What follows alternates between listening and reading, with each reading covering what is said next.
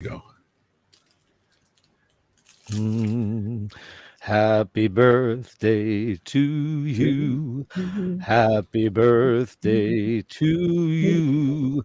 Happy birthday, dear old watch lady. Happy birthday to you. Happy birthday, old watch lady. The owl. The owl, it's her birthday today. Probably the Today's most your interesting, birthday. probably the most interesting and elusive and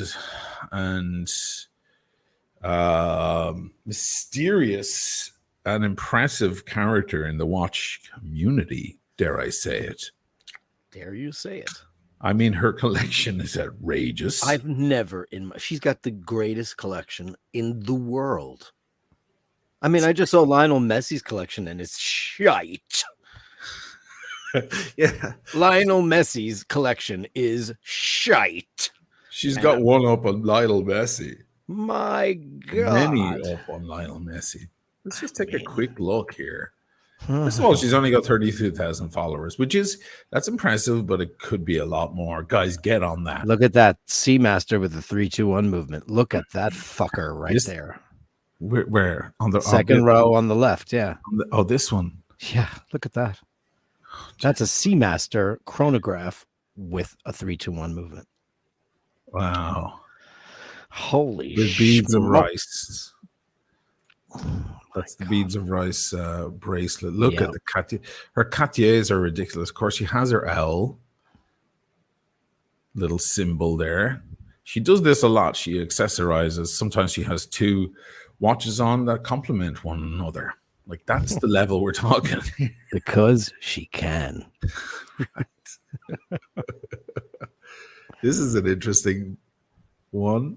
Look at that little Timex. Look at that. Isn't that adorbs? Yeah. I love that watch. I would wear that. It's beautiful. So would I. It's gorgeous. Yeah, it's so clean. It takes a licking and keeps on ticking. That was Timex's logo. That was their slogan in the 70s and 80s. Is that a fact? Yeah. Timex. It takes a licking and keeps on ticking. Look at this with the suede band. What is that? I don't even know what stone that is. Stone dial. Wow. Wow. I don't know if I can. Maybe I can play the audio. Let me know if you can hear it. I guess I have to do a reel on my birthday. Well, I don't really, but why not? This is my, there we go, favorite watch. Oh, did I really actually say that out loud? Well, okay, it's my favorite watch today. Today. Have a good one. I mean, God, she sounds like Glinda, the Good Witch of the North. Oh, it's a beautiful accent, beautiful voice. Oh my God. If you're going to have the British accent, you got to have that. Got to have that one. And here we go. Oh, look at this. Oh, what?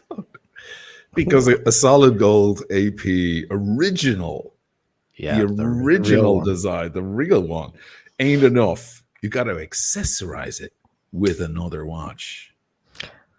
What is that other watch? Can't read it. Something super vintage. It should say in the. I think it's also an AP. Is it Audemars and Piguet? Yeah, before. Maybe she's in the chat. Maybe she can tell us what that other one is. I think it is a. She says it's a fossil dial, not to be confused with fossil watches, but it's a fossil dial, like an actual fossil, like an archaeologist discovered. Oh, the other one, the previous her favorite watch. Yeah. Oh yeah, that thing. Wow. Oh God, look at that. Oh. We didn't make it with the small seconds. Wow. Oh. Okay. The old Tudor subs. She has a lot of them. Here's a nice classic Explorer 2. That's the real one, right? The first one. The 1655 is the first one. the Steve McQueen. So this came after that, but still very nice. Oh my God! Look at that Explorer. Rocking two cocktails.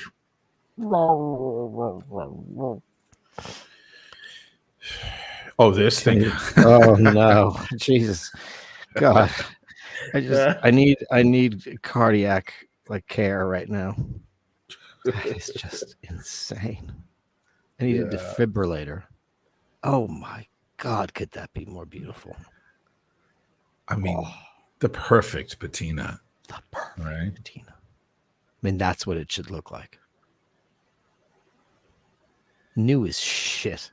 Look at that. Oh, that's history. Unbelievable. Yeah. Moving on. I mean, this is her collection. It's crazy. Look at this one's a buckle. It's shaped like a buckle. Some of you are not so little. Here is a not so little watch. It is a Longines Serge Manson collaboration from the 70s. And I think it's rather spectacularly gorgeous. But then, I mean, I may be ever so slightly biased. I can't even get my words out. That's Cocktails with Bianca Jagger and Jerry Hall. It is beautiful. Have a great day. What are you saying? I said that's Cocktails with Bianca Jagger. That's just insane. 70s glamour. She has the Steve McQueen too. Oh, we don't doubt it for a single second. I wouldn't doubt it. I wouldn't doubt it. Why would we doubt it? Look at that. Moving on. We're just in the watch porn right now. Just no, God, dear God. Dear God in heaven. You want that? No, actually, I want the Oh, she's gotten a little racy there because she always reveals or sometimes reveals a little bit of shape in the back. Ooh, oh my, ooh la la, mademoiselle. Look at that. Wow. Nice. So that's an original 600-meter. Yeah, that's the real Flow one. Prof. That is the one. That's the original with the red button, not orange. Yep. Beautiful thing. I mean, look at that. A root beer, nipple dial root beer.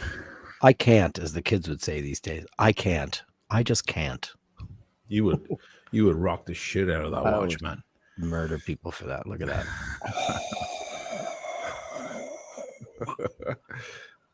A 6202. Oh no. Turnograph. It's a guilty pleasure. And she's clever.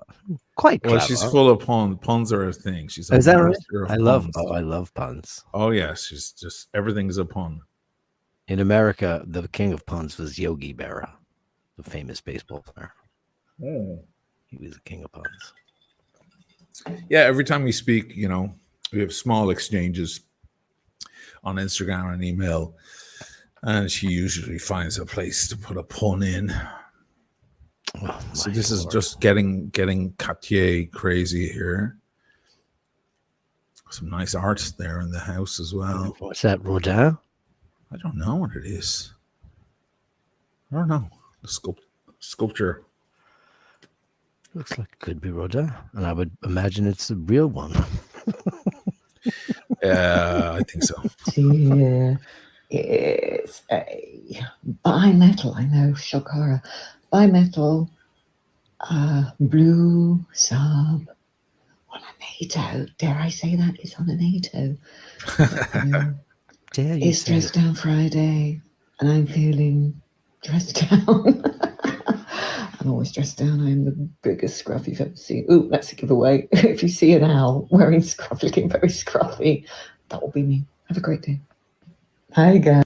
I mean, this is how you do Instagram. Just little delightful, bite-sized moments. I'm so fucking long-winded. I have difficulty doing anything short and sweet. Here we go. I know. Oh, there's your baby right there. That's what you want. That's not even a Master 2, I think. That's a Master. It's pre-Master 2. It's pre-Master 2. Look at that. The perfect faded dial. Absolutely perfect. So instead of going kind of candy pink, this one's gone into a kind of a brassy like pink. gold and Yeah, like a rose gold. It's absolute, and the blue is still retains its luster. Look at how beautiful that is. serifs on They're all so the shitty wheels. now. They just look like gumdrops now. Yeah, they don't have the class that they once had. No. That's true. The anodized rules. And of course, she has the matching colors with the fruit. Of course, because she thought this shot out before she did it. As she does with all of her entries. They're just all staged perfectly. By the way, guys, if you just tuned in, welcome. This is the Eye Bashers. This is not a regular show. It's not a regular Oshinamali thing. We talk about anything and everything, guys. And we've been doing it for a long time now, so you should know. Yeah, you should know by now. This is Eye Bashers. But it is Owl's birthday, Old Watch Lady, one of the most elusive and interesting characters in the watch world. And we figured we'd just kind of open up with a little bit of watch porn. Mm-hmm. What better place to do it? Alluring, she's got a Tiffany. Sexy, mysterious, all of it. She's all those things. This was the most sought after watch about a year and a half ago. Mm-hmm. Everyone and their mother wanted this watch. Meanwhile, is it that impressive? Well, she has it, of course. Yeah. But I mean, it's impressive now to me because she still has it. Everyone else sold theirs. Right. They made a quick profit. And because they bought it for $5 and they sold it for $45. Right. This is my watch, but a nipple dial and faded dial. That dial's beautiful. Nipple. Yeah. Oh my God. It's almost like a Milgauss. It is a bit Milgaussy. Isn't it? I like that Milgaussy. Oh. Milgaussy. Wow. And the collection is so diverse. That's she has a roulette. She has a casino roulette from Tudor. She does. Look at that. These are curated pieces. She doesn't willy-nilly decide on what to get. She goes after specifics for her collection. Oh, because you can. Because you can. Look at that. I have to say that blue on that gold. Yeah, look at that blue. Woo. What a simple and beautiful dial. You know who I should go looking for one of these watches because Lydia would wear that. She would. Lydia would, because she's not a big Rolex girl because she finds them to be too flexy and too ostentatious, but she likes the vintage Rolex. That's where it's at. That's the sweet spot. Yeah. The modern stuff is for trader douchebags. Yeah. Right. The modern stuff is for what's his face from American who am I thinking of? Christian Bale. Yeah, Bateman, yeah. Patrick Bateman. Yeah. That's for those guys, the stock guys, the money guys, the douchey traders. This is for the collector, the elegant. This is for the people who don't need to be on the list. They are the list. Look at that thing. Oh God. I'm sorry, man. Do you need to lie down? Well, I mean, anybody who knows me knows that that's my favorite watch in the entire world. I mean, it's just absolutely, look at that funny kind of faded purple strap she's got it on. I like it. Can I say I like it? Yeah. Now, that is a CK2915. It is. Yeah. Probably Mark 1. It is Mark 1. I think she's watching. Can you confirm that, Elle? I think she's watching. This is probably very weird for her to watch. If you want to turn it off, we won't get. I mean, that's the real deal because I mean, it could be the 2, but after that, the 3 had switched the hands. Oh, they did? Yeah.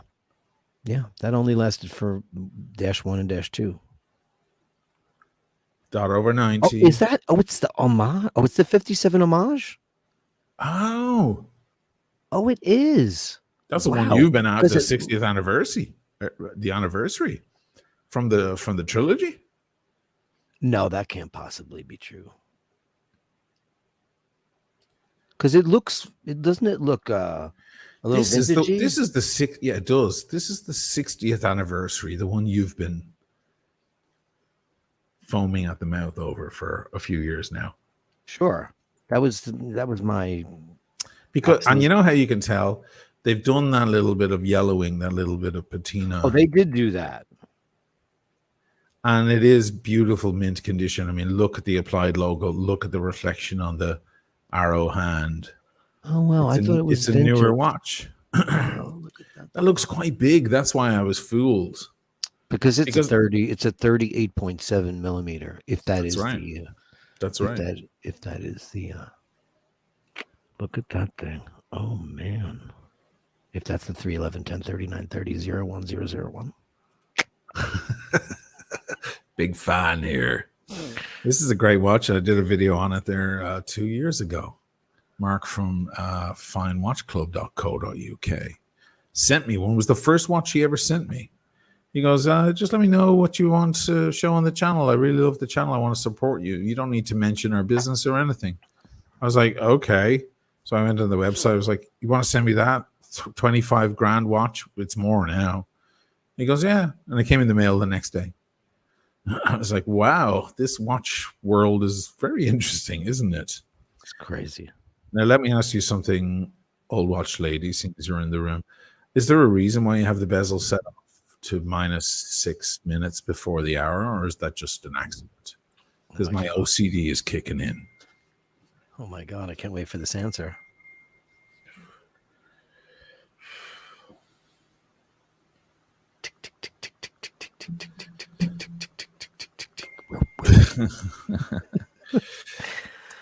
James Blonde, you were right. Elle has the best watch collection on Instagram. Non-wanker Rolex. 100%. Without a doubt. Morgenthau, Omega called that the replica. Issues late 90s. I don't think that's that one. I have the replica. I have that. No, it isn't the replica because it doesn't have crown guards. Exactly. The replica had crown guards. Yeah, there were 3 replicas. One of them has that's the 1957 in red on the dial, which is ugly. There's another one, I can't think of it now. And then there's the one I have, which is a 42 millimeter version of the old thing. That's the replica, Morgenthau. Yeah, and that's full crown guards. The 311 1039 30 01001 was an exact replica of the CK2915, however, had an 1861 movement in it. Other than that, and an updated bracelet of the same bracelet, but so she said it was the 57 homage, but she does have 3 vintage ones. Yeah. Here we go. Same reason that I never have the right date or time. I love messing with all the male OCD. Oh, she's messing with us. She's messing with our heads. You see? She's doing it deliberately, playing with us, with our feelings. Okay.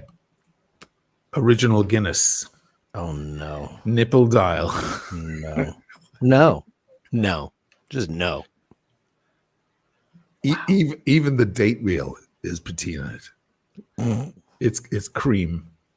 It just looks like it's been in a room filled with cigars and cigarettes for 50 years. Whiskey, brandy. Right. That's what it looks like. Ships in the distance. Some bar in Brest in France. This thing's been polished down over the years, you can tell. And that crown is so delicate looking. Yeah. Wow. Yeah. 1675 from 1968. She's got some Tudors. Things are getting interesting. Now, this is when we get crazy, right? Let's rock 3 watches. Never mind changing your strap. Try changing the arrangement. You know? Let me add this solid gold. God knows what it is. Are these all Longines? No, it's Cartier, Piaget, and Longines. Oh. So this is Cartier in the middle. This is probably Piaget right here, and that's Longines. Wow, that Longines is devastatingly beautiful. Yeah. Wow. I love the way they made ladies' watches back. There was it was a real market for feminine beauty, and just like the way that women used to wear clothes and hats in their hair. Yeah. Instead of that, like I said the other day, but girls just walk out of the house like a wet dog now, and they just think that that's it. And these are accessories that were just so when you would go for an Atlantic crossing, for example, Right. you'd go down to the docks and you'd go on the boat and you'd be wearing a beautiful like skirt and pantsuit with a hat and gorgeous jewelry, and you'd be wearing something like that. So much style. It's all gone. It's gone away a lot now. A lot of women are just wearing Daytonas now and Tudor Black Bays and stuff. The way women have kind of come over, it's just like they're no longer men and women's watches. It's just wankers. Sorry, that's a quote from Trainspotting. Well, that was started by the lesbians started that first, didn't they? Yeah. Hey, here we go again. No. Slightly out of focus, but it doesn't matter. She has a nice hourglass shape, if I don't say My God in heaven. Yeah. But look at this old thing. Watch lady, me arse. Hot watch lady should be hot watch lady. Yeah. Let's change it. It'll be Howl. She's a Howl. Howl. That's right. Owl is a Howl. You get a few drinks in her. She's a Howl. Actually, she doesn't drink. Isn't that interesting? There's an original Air King. Champagne? Hi, guys. So today I'm doing a reel because I said something slightly derogatory about the algorithm in a comment, and now my reach has gone right down and no one can see it. I feel like I've been put on the naughty step. So, Instagram, I love you. I don't. Actually, no. I have no feelings about you because you're a thing. Oh my God. Oh, you think? Has she ever said that to a man? Air King. That's the thing. It's like every answer in one. I love you. I don't love you. Actually, I don't even think of you. It's very Mad Men, isn't it? It is. I don't think of it about you at all. Okay. Here's now. Now it's getting not. That's unfair. Yeah, that's really fucking unfair. That shit. My Lord. Oh, look at this. Look at her in the background with that cute haircut. It's very Coco Chanel. Yeah, it is. Wow. Va-va-voom watch lady. Look at the Minnie Mouse Rolex. Oh my God. Look at that. Not even Mickey Mouse. Minnie Mouse. Minnie Mouse, yeah. Even better. I don't think they were ever an official thing. I think they were third-party dials. Do you think so?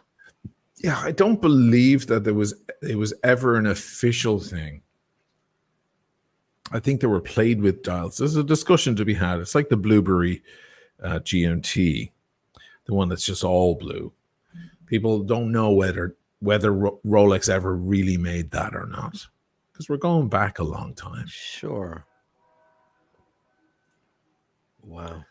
A lot of very cool stuff. There's another date, just in case you didn't get the message. In case you didn't know she was president, she is. Look at the way those end links are kind of sinking under in a very kind of 1450 manner, like speedy manner. Yeah, it's the greatest speedy bracelet ever. There's a Daytona. That's a very rare thing. I don't see her with a lot of Daytonas. See, a Daytona looks great on a woman's wrist. It just does. It just does. Just does. Doesn't look great on a man's wrist, I don't think. Here we go. This is back to this is the real AP. You know, if you're truly into AP, like I have 3 APs and none of them are this kind of true original thing. What size is that? Because it suits her. It's a 37. It's a 37 or a 38. Oh, they made them that small. Well, that's what the original one was. Oh. Educate me, people, because I didn't know. She only has 5 Daytonas. See that's what I mean? all. That's my God. Get out of the room. See, that was the original design for the Royal Oak. Wow. And that's got like a coffee chocolate dial, See, unless it was originally black and it's gone patinaed. Is it tropical? Maybe it's tropical at this point. Once you go chocolate. That's beautiful. And I don't love that watch, as you know, and I love this. You would wear that, though. In a heartbeat. Yeah. Oh, my God. Look at the crazy Breitling. Look at that thing. That's a busy fucker. Yeah, the Navi. Yeah, the Navi, yeah. And outside on the wrist. Look at that. On the cuff. Very satin blouse. Very sprezzatura, right? Yeah, satin blouse. Matching it up there with a beautiful ring. That's beautiful. That's a really nice way to wear that watch. It's very classy. Everything's shining. Poor Breitling. I feel bad for them. I think they're such a bastard. They're such a great company with such a great history, and I feel they've just been so marginalized. Dude, as a guy who films dials up close with macro lenses constantly, I have to work sometimes to make it look interesting. I gotta move those Rolexes around, man, and give them a bit of life. Breitlings, I don't have to do anything. There's a little city down there. Yeah. You get in close. You can almost see people in traffic moving around on the fucking thing. It's incredible. It's like Horton Hears a Who. There's a whole world down there. Of course, she has the original Hoyer Monaco. Which is, I mean, if you're going to get one, get this. Actually, let's go through her collection and find out what she doesn't have. I don't think we'll find anything. I mean, because that's where we are now, because everything is here. Is there anything that's not represented here? The solid gold Cartier, which every woman lusts after. Sure. And matches up beautifully with the owl. This is drinks at the Maurice on Rue de Rivoli in Paris. That's what that is. Yeah. Or a glass of champagne at Fashion Week. That is Parisian Woman 101. Beautiful. Look at those links, man. Look how beautiful and soft they are. Well, they are a jewelry company. Yeah. First and foremost, that's what they know how to do. It's absolutely crazy. Hey, there's another Daytona. Black dial this time. Is it Zenith movement? I can't tell. Yeah, it's a Zenith. Already reached, I've been up for a few hours, already reached my Zenith. Or do I mean I reached my zenith? My wrist, you see? I didn't read all these before. She is the queen of puns. Oh my God, it's full of puns. Yeah, look how well that suits her. The size.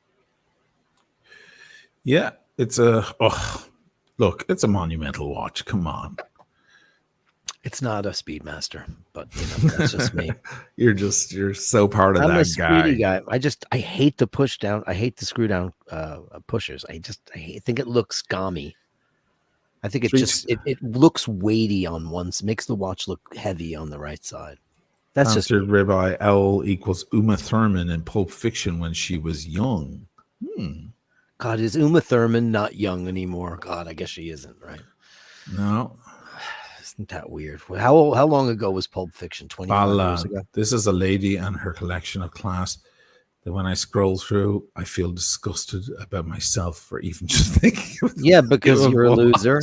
Because we're all losers. Amazing collection. Well, this is why we're doing a little dedication to her this evening. Yeah, because it's her birthday. We love you. And wow, it's just a great. If you haven't discovered Owl, Old Watch Lady on Instagram, guys, get on it. And if you're not into Instagram, download it. You don't have to look at people dancing around and pouting their lips. There's interesting stuff like this. James Bond, Agnelli wore his oak over the cuff, of course. Agnelli, who owned Fiat, right? Didn't Agnelli own the Fiat company in Italy? Yep. And he would wear all his watches over the cuff. Pretentious. Okay, fair enough. But it was a thing back then to do. Just want to make sure I haven't missed any interesting. Oh, here's watches. Brian, this is always going to be good. I got confirmation from Eric Wind at the Disney Company archives that these Rolex and Omegas are aftermarket and not authorized by Disney. So there you go. There you go. They were not, the Minnie Mouse and the Mickey Mouse were never authorized. They were never an official thing. But were they officially? Were they? So somebody got the dial third party. So like we know Omega does. Printed it on. Well, we know that Omega does print the Snoopy on there. Those are not aftermarket. Those are actual models. That's true. The car is in the room. I spotted that rose gold Datejust with presidential bracelet and diamond bezel while shopping at Lidl. Lidl, the German supermarket, which is in Europe. Oh, you have over here now. Yep, we have them all over. They moved in. It's a weird store. It's weird. Yeah, very weird. Happy birthday, Owl. Yes, absolutely. Happy birthday. Let's move on. This is great. I just love looking at the watch porn. Are we going to talk about this? It's very interesting. What is it exactly? I mean, obviously, I don't even know. It's an oyster perpetual with like some kind of flower indices. Very unique. Takashimurakami. Is that how you say that? I'm out of my depth here. I don't even know what I'm looking at. Takashimurakami. Love handles. We've all got those, darling. Don't you worry. It doesn't look like you have much of them, but I definitely have them. Look at this dial. Yes.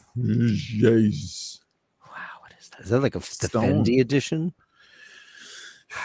Some sort of stone in the dial. Isn't it great that they used to do this? I mean, I suppose the meteorites and the malachites are the closest thing that they have nowadays. But for a long time, they played around with stone.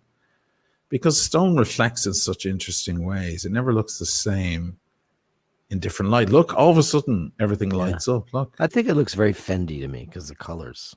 I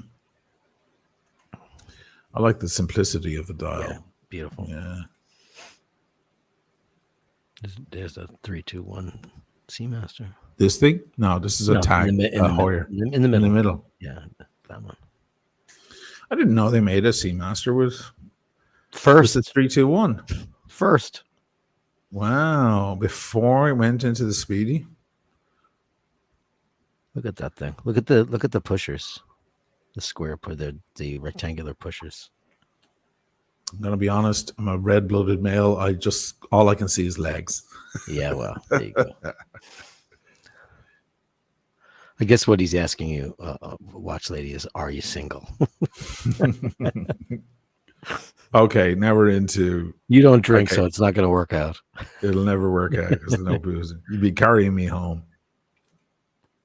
This is a red line Submariner. Probably one of the most sought after collectible watches. I was about to say Submariners, but I may as well just say watches. Yeah. The 1680 red line.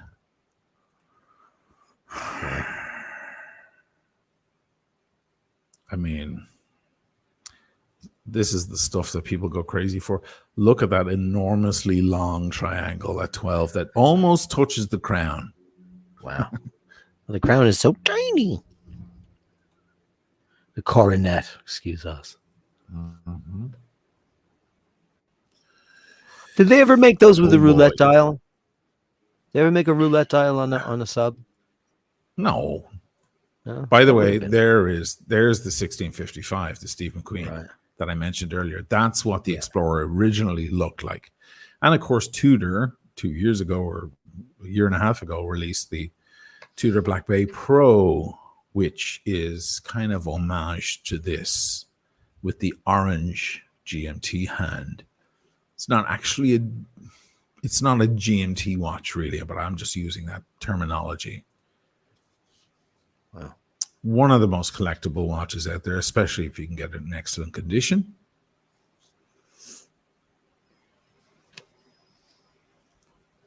Just monumental.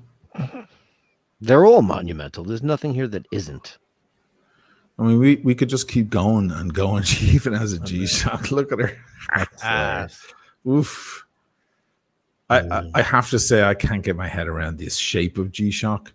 John Mayer released a G-Shock, like the John Mayer G-Shock, and it's white and it looks like this. And I just can't get around. This Bamford is behind this. This is one of the guys from Adrian Barker's new show, the About Effing Time. Oh, he's one of the players on that? He's from the Bamford family. Is that some prestigious family? Yeah. There'd be gazillionaires. Oh, that's British gazillionaires, yes. Oh. Now we're back to kind of roulette wheel again with the Tudors. Tudor had a golden age, man. They're coming into a new golden age, I believe. They found themselves again. But Rolex never released anything quite like this.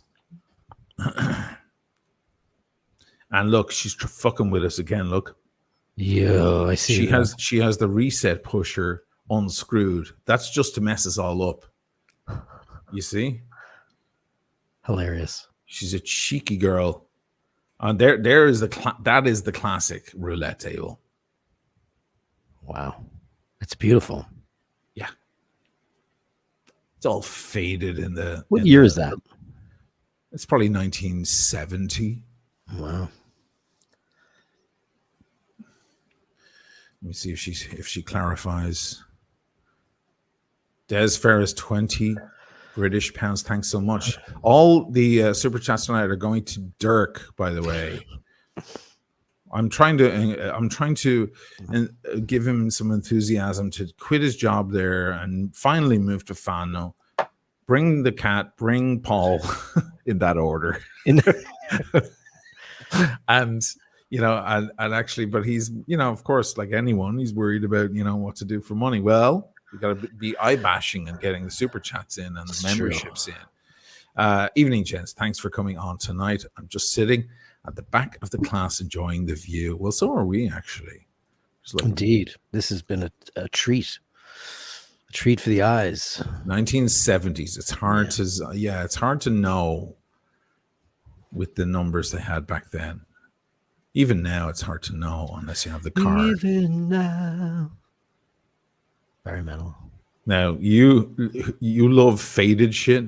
Yeah, I know. This is mental. That's crazy. Tropical Tudor today. But it's not about the watches, this reel. This reel is to thank everybody who follows me and likes. And even those who choose to comment and dislike. I'm not thanking you. I'm just saying you're there. Because I've managed to acquire a mind-boggling to me, amazing number of followers. So thank you. It's a nice round Not number, nearly which enough. I never, ever believe I would guess or deserve, or any of those other things that I'm so mind-blown, can't say. But anyway, you're all lovely, apart from the ones that aren't. Are there really people out there giving her shit? I love the watch community. I hate them. I've met so many wonderful people, made so many virtual friends, and shown off my ridiculous collection and disgracefully non-professional posts. So thank you, everybody. And obviously, by the time you see this, I'll probably have lost quite a few of the followers, so I won't be that nice round number. Well, fuck them. Well, fuck them. Fuck them. Morning, guys. They don't deserve you. Oh, Lord in heaven. Daniel Gutierrez, here's for Dirk. There you go, $5. And Old Watch Lady. Oh, come on. Lady of the Evening for Dirk, just to say thank you for everyone. Thank you for being so providing all of our content tonight. Yeah, you're making it real easy. We don't have to sit here and talk about current affairs or anything. We can just who cares? You can just slide through your Instagram. Look at that Explorer. Oh, Lord. Oh, Jesus. Now here again, look, she's included this one, which I believe was a Piaget, if I'm not mistaken. Now she's matching it up with looks like a Rolex King Midas. Yeah, it does. Am I wrong? Rolex Prince. Oh, it's a Prince. But it's like the King Midas, the gold version of that, and there's more detail in the King Midas, the Elvis watch. On the left, what do we have? Patek. That's a fucking Patek. Is it? Dear Jesus. Oh, it is. Piaget, Patek. Princess Midas. That is not the King Midas. That's the Princess Midas. First time I've ever seen one. Good night, ladies and gentlemen. That's the end of the show. And look who liked Lydia's in there. My daughter, she's in there loving it. Of course she would love. Of course she would love all of that. So Lydia probably loves the carpet and everything, like everything in the photo. Everything's vintage, and that's like right up her street. Oh, what happened there? Oh, she got a new tattoo. Oh, that's pretty. She had to cover it. So what you do? You put bags on over your new tattoos. There's a classic Omega. Yeah, 120. Yeah, that's kind of in a beautifully ugly way. You know, the old Omegas can be ugly in a gorgeous way. Sure, it's like Daniel Craig. They're ugly, beautiful. He's ugly and he's beautiful. So is that. There's a my God. This is before Gigi Le Coultre. This is just Le Coultre. Just Le Coultre. Le Coultre. Look at the gap between the end link. Look at that. Wow. Those exposed pushers. Throw a NATO on that would actually look good. Yeah. It would. And I'm not a NATO guy, but somebody look at that thing. That is le bon. This looks like a roll. Hi guys, it's a bug-off day, so I am double wristing. Tiffany and Co. Double wristing, I know that's something different. I am one wrist double shotting. I could listen to her talk all day. She sounds a bit like Kate. If you don't. She does. She sounds like Kate. Yeah. She sounds a bit like Kate. So nice and lovely. On my left, I've got a very large, very old Tiffany and Co. tank-like thing. And next to it is a very pretty, not quite so old silver Hermes. So I'm rocking the designer brands today. Not necessarily watch brands, but hey, who cares? Who cares? I'm doing my thing, and you can do yours. Have a good one. Wow. I mean, geez. Why is she not super famous? She is. I mean, everyone knows her in the watch community, but no one like knows. She's like mysterious. Oh no one knows who she actually is, but that's part of the mystique. I know, it's all beautiful, plain and simple. My outlook on life, and this watch is perfect. Look at that. It is perfect. It's perfect. Yeah. I mean, you know, when Rolex did this kind of stuff, this was their sweet spot. Yeah. You know, their blue note, as you would say in music. Just, you know, they just can't hit that perfect thing. This is the look of a Rolex. It's a watch. It's a beautiful watch. Look at that. It's absolutely beautiful. So legible. So legible. Oh my God. She's accessorizing. Like, she adds stuff to it. Yeah, she's not worried about scratches on the side of the case like many of us are. So I don't normally dig by. Maybe I should rephrase that. But when it comes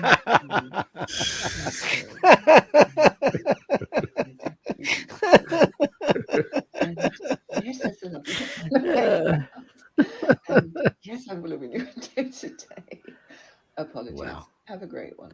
So I don't. That's a shame for 50% of the population, my dear. What we got going on here? Are these watches or just bracelets? Oh, you're gonna find out. Oh dear Lord. Geez. Oh God. It's a Patek on the right. My God, what is that? Like a scarabesque looking. Looks like something Nefertiti would wear.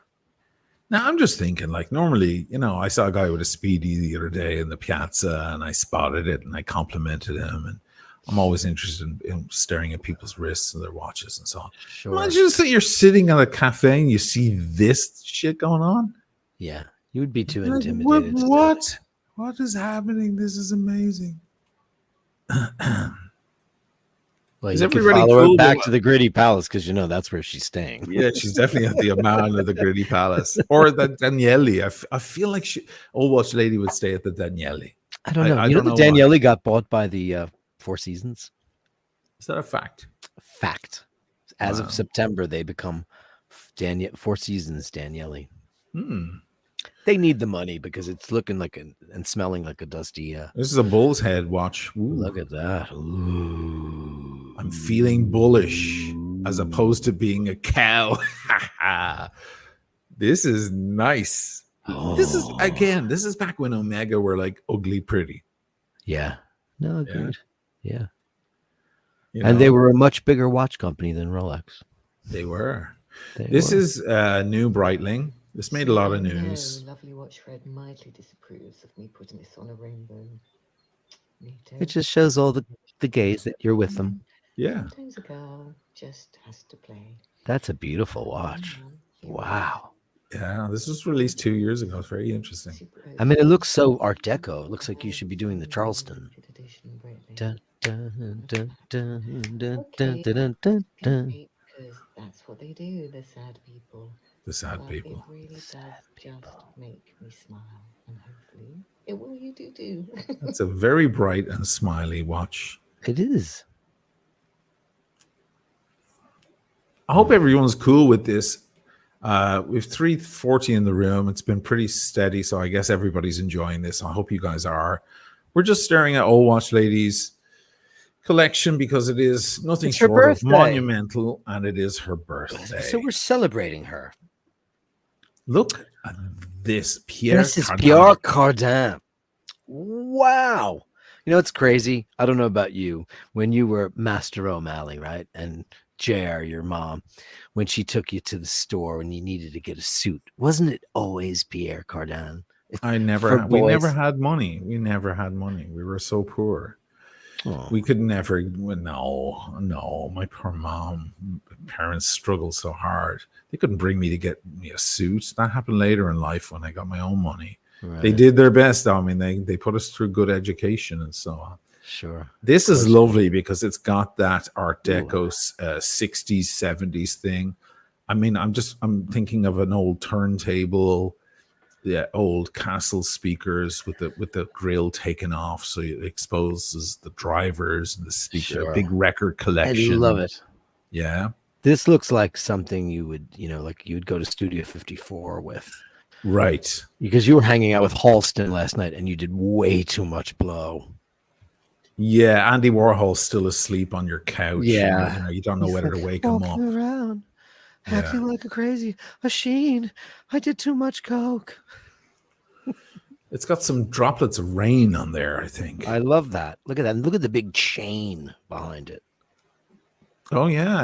I'm used to it in front of a mirror. I don't know where she is. She's down by the docks or something, by the ships. Oh my! What's this? A 50? Oh no, it's a Sea Dweller. Oh, that's a great white. I think that's a great. It is. Look, great white sharpness. Now, how brilliant am I? Now it's because I love. Everybody, tell him how brilliant he is. Okay, will you?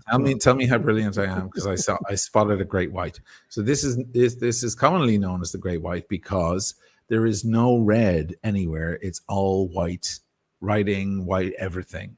Known as the Great White, probably after the first red line Sea Dweller, which there are only 12 of them in existence. This is the most sought after Sea Dweller. Wow. The Great White. The date window's so tiny on that. I love the font. Well, there's no Cyclops. No Cyclops. They never put a Cyclops on these. And a lot of people love them for that reason. The Great White sharpness. I hope you're all watching and learning, guys. This is how you do a collection. If you can. There's the first of the steel and platinum Yacht Masters with the red splash. Nice. Very, very nice watch. Of course, she has a red coral red, I should say, OP. One of the new ones. And still a favorite. Oh, now we're getting into Ranchero. Oh my God. A Ranchero. Of course she has a Ranchero. 3 watches came out in the same year, and that was one of them. I'm assuming this is from 1957. Look at that. That was a rail dial great white. I need to go back and check that. Wow. Okay. Thank you. A ranchero. Haven't you ever like Googled these and said, God, I'd love to pick one of these up. They're so unique. They're 30 rare. Meters of water resistance, small seconds. All faded, all loom there. Probably tritium all faded away. Yeah, it's tritium. You're poisoned just a little bit. They're still using that same font on their 9.3s. They are. Why kill a good thing? Now it's just a sandwich dial. Right. Look at that. Oh, floppy bracelet on it. Ranchero. I've never been more impressed than the fact that she has a ranchero. Wow. Tropical, all chocolate, tropical sea dweller here. Look at this. The sea dweller world is so deep, and that's almost a deep purple. It is. Isn't it? Yeah. Dun, dun, dun, dun, dun, dun. Now, let's call that the deep purple because it is. Yeah. Smoke on the water. Look at the Vacheron. Look at that old vintage Vacheron Constantin. But look. Oh, I mean, come on. What the fuck? A Paul Newman original configuration. Now, I need somebody like Marco Niccolini to analyze this because there are so many different variations and different details that distinguish them. And I'm not a super aficionado. These watches go for upward of they're about $500,000 to $750,000 because it's a Paul Newman, right? And the way they did those subdials, now they just released the new Le Mans, Daytona, and they've kind of brought back this aesthetic again, and it is very, very beautiful. Has a ceramic bezel, but yeah, well, and these are small. Like if you saw that on my wrist, it's not a big. I mean, Daytonas are small already, and these are even smaller. What are those? These are 39, 38.9 or something like that. Okay. 6239. Take that, moon swatch. Oh, watch lady's left-handed. Yeah, I mean everything's on the right. Yeah, I just realized that. Yeah, me too, honey. But let's persevere. And here we have the most gorgeously sumptuous. Hark at me using all the adjectives today. What color is that? Fabulously white, goldy, glinty. Date. Have a great one.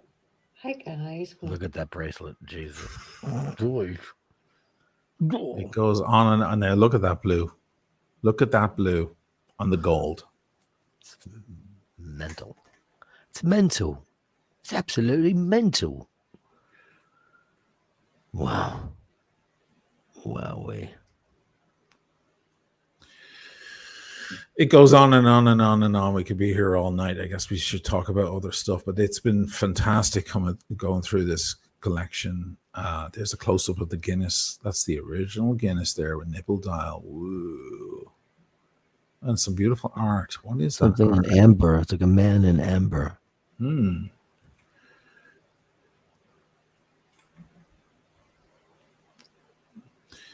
Guinness Glory. Yes, it is. Wow. Is that a Ranchero white dial? Oh, God. That's a Ranchero white dial. 2 Rancheros in one sitting.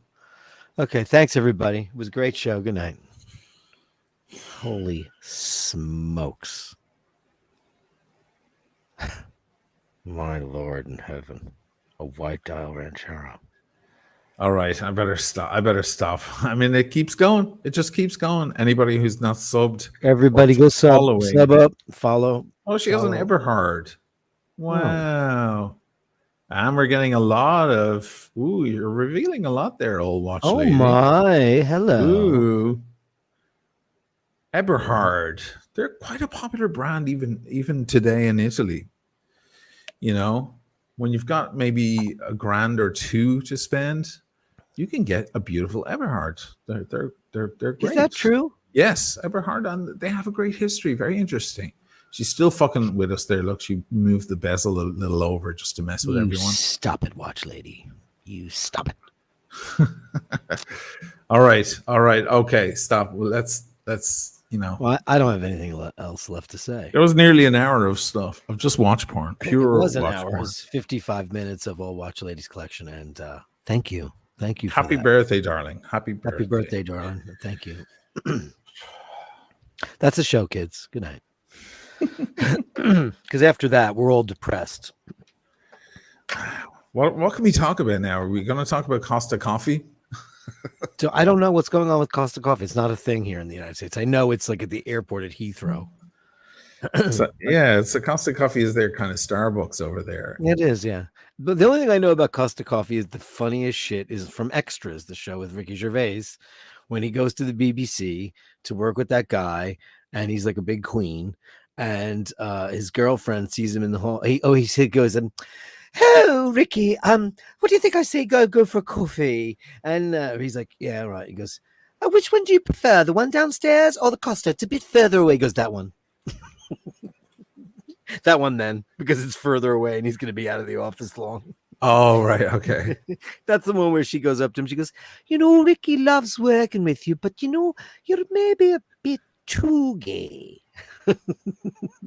So Costa Coffee are playing into the, I suppose, the wokery. Oh.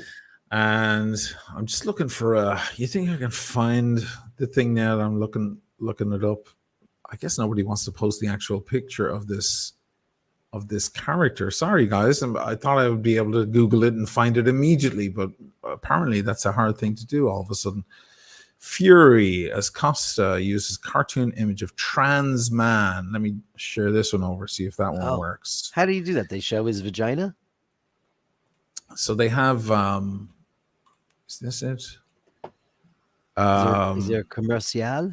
No, he's got breast scars from breast removal. You see that? Oh. See that? Sorry about all this crap in the way. Because it's the Daily Mail, that's why. Yeah, it's like I'm trying to look for something a little clean on the internet. I can't. So this is their new little logo thing. Obviously, he's got big lips going on there, and so it's clearly a male figure, but maybe it's not, because it would appear they were originally breasts that were removed. And now it's looking like Costa might wind up on the Bud Light list. I mean, who's to say that's what that did? Somebody just read into that too hard, maybe? Well, they confirmed it by saying we're inclusive, and we did. Yeah, they kind of said, well, we want to include everyone, and and moving forward. I love how people do stuff like this, and because they're just trying to be inclusive and all those things, and it's just subtle, like Dylan Mulvaney or whatever, and then the bigots have to make the big wave, say we're against this because we believe in traditional vaginas and traditional penises. We believe like any of those guys shop at Costa Coffee, do they? I mean, I guess everybody does there, right? Isn't it a place where you just go get a cappuccino? Yeah, they're looking for a tall coffee or a tall espresso or cappuccino or something like that, or latte. I only know the one at Terminal 4 when I get off the plane, and it's right there when you get through with customs. It's right there on the corner. It's the only time I've ever had Costa coffee, because you get off a flight and, of course, you've been drinking excessively. So you need some... because you just woke up after drinking all the Bordeaux and champagne, and then you ate the big meal, and then you fell asleep, and then you woke up and you need the coffee. So it's crazy. So this is the latest. Oh, this is so scandal. People are getting irate. But my question is, why doesn't the trans man have a shirt on? Because he's a man now, and he can go shirtless. He can go shirtless with his scars. Okay. Is that what we're looking at? I guess. I don't know. If I saw that, I don't even know if I would read that. I would just think it was some kind of art.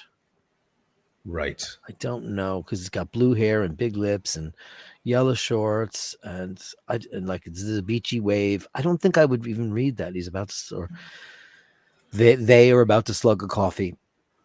I don't know. Yeah, Lakari, you're right. I don't want to advertise. They're on the page, and I can't get rid of it.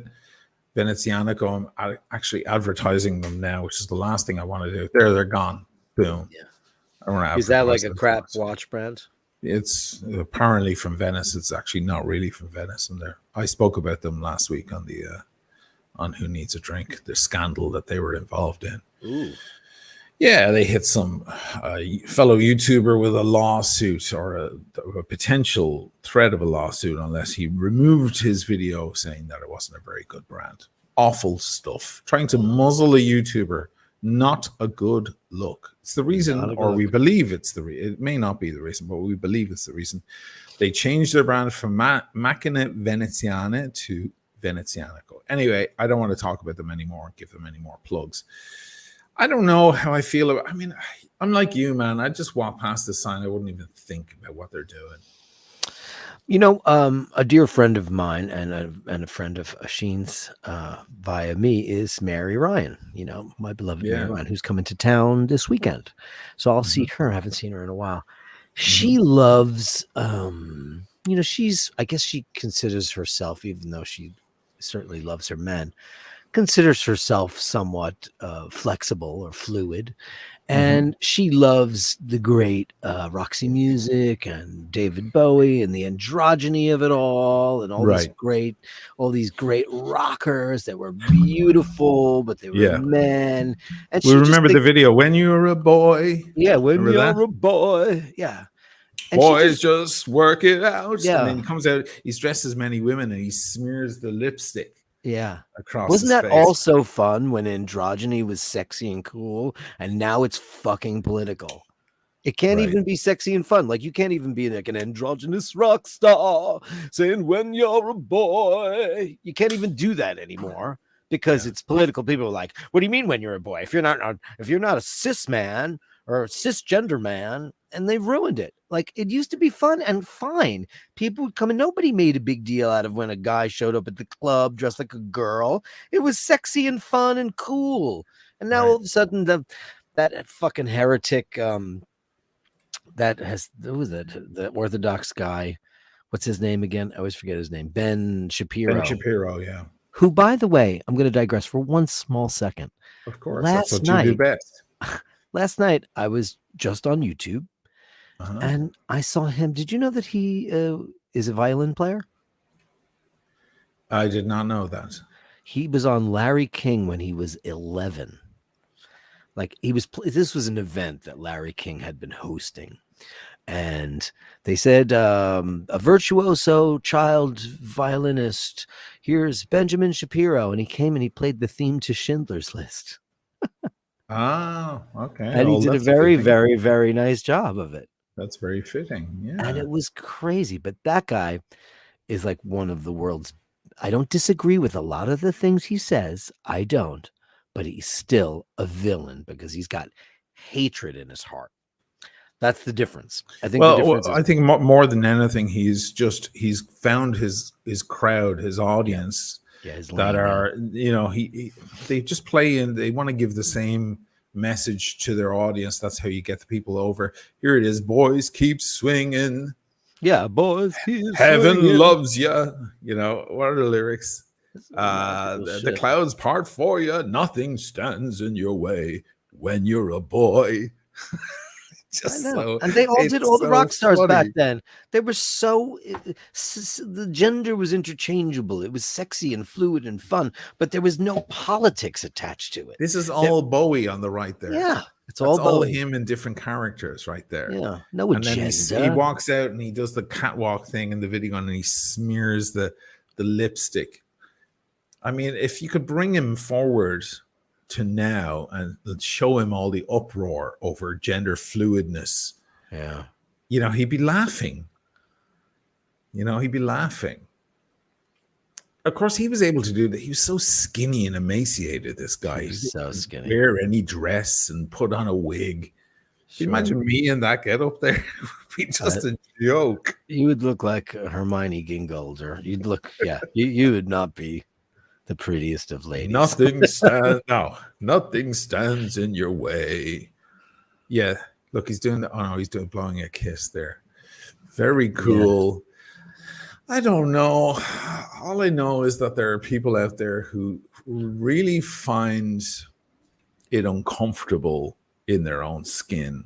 Sure. No, they feel like they were born the wrong gender. Andrew Wolkowicz, my first stepdaughter went through a phase of being trans, took the shots, had her breast removed, then got a boyfriend who changed her mind and said she just wanted to be popular. Now she wants boobs. Now that's a perfect example of social pressure, pressuring a person into thinking that that's the route that they need to go down. And I don't want to sound like Ben Shapiro, but I think, back in the day, if this was 20 years ago, she would have just dressed like a boy, and she would have just been Butch Dyke for a while, and it would be cool. Like my high school girlfriend, Roa Marisic, who's one of the most beautiful creatures you've ever seen. She's gay, and she was dressing like Joan Jett and the Runaways and being Butch, but she couldn't help the beautiful femininity underneath it because it was natural. Now, if flash forward, if it was today, who knows? Would she want to be a guy? I don't know. It wasn't an option back then. Topster is bringing up, none taken, Topster, but he is actually bringing up a good point in the worst possible way, of course. But it is about kids. Like the argument is that should you let a child, a 12-year-old or a 10-year-old say, hey, mommy, I want to be a girl, or I don't want to be a girl anymore.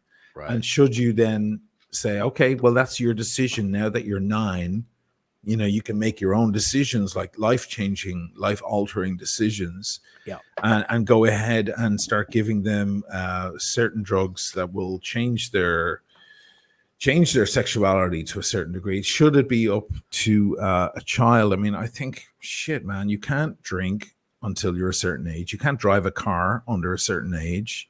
You can't buy a gun under a certain age. I mean, surely these kind of decisions should be made, once you're 18 or 21, or decide what year. Certainly post-puberty, because the whole building changes. Right, the floors, the ceilings, the paper, the everything. So Topster McDunkey, you're always our resident curmudgeon. Before you slam us as ignorant, I think neither Oisin and I we agree. I don't think children, but I think Fox News and Newsmax and all these other vapid, ridiculous, brainwashery channels are saying it. The kids.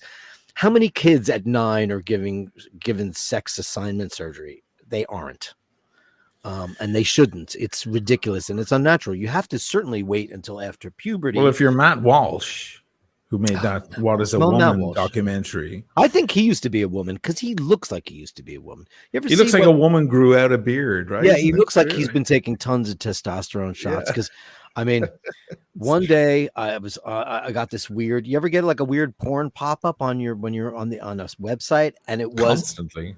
I rarely get them. I got it, and it was like a big, beefy, hairy, muscular guy with a vagina, and I was like, wow.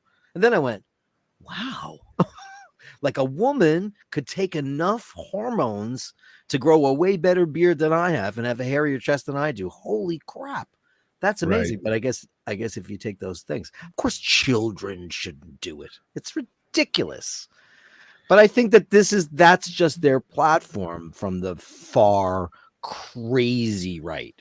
They're turning all of that's like the same people who said, that gay people can't procreate. So how do they do it? They indoctrinate other people to be gay. It's the same kind of thought sequence. Nobody does that. Right. It's ridiculous. If you think you were born the wrong sex, you could figure that out after puberty and when you're of legal age. I don't think children should do it. Should there be laws prohibiting it? That's, I guess, up to legislators. I don't think so. I'm pretty old-fashioned when it comes to that.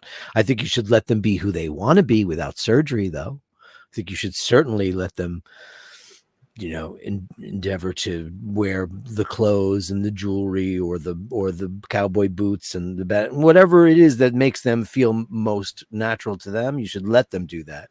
I think that hormones and surgery is very drastic, and I don't know what percentage allows that. I don't. This girl is very popular on social media at the moment. There's a thing going around of female bodybuilders. Normally, female bodybuilders are quite masculine in the face, but this girl is making waves. I actually follow her. It's quite interesting. She's CGI, though. No, she's extremely pretty in the face. That's her real face. She's Russian. Of course, is she a man, a biological man? No, she is a woman, but she's doing this bodybuilding stuff. She's a bodybuilder. She's pretty impressive. But for the first time, or one of the first times, I think men are going, wow, she's beautiful. I don't know how I feel about her back and her shoulders, because from behind, unless she's wearing she's got a wig on or something, you think you're looking at a guy. But this is the physique she has. I mean, look at her. Obviously, no breasts to be seen at all.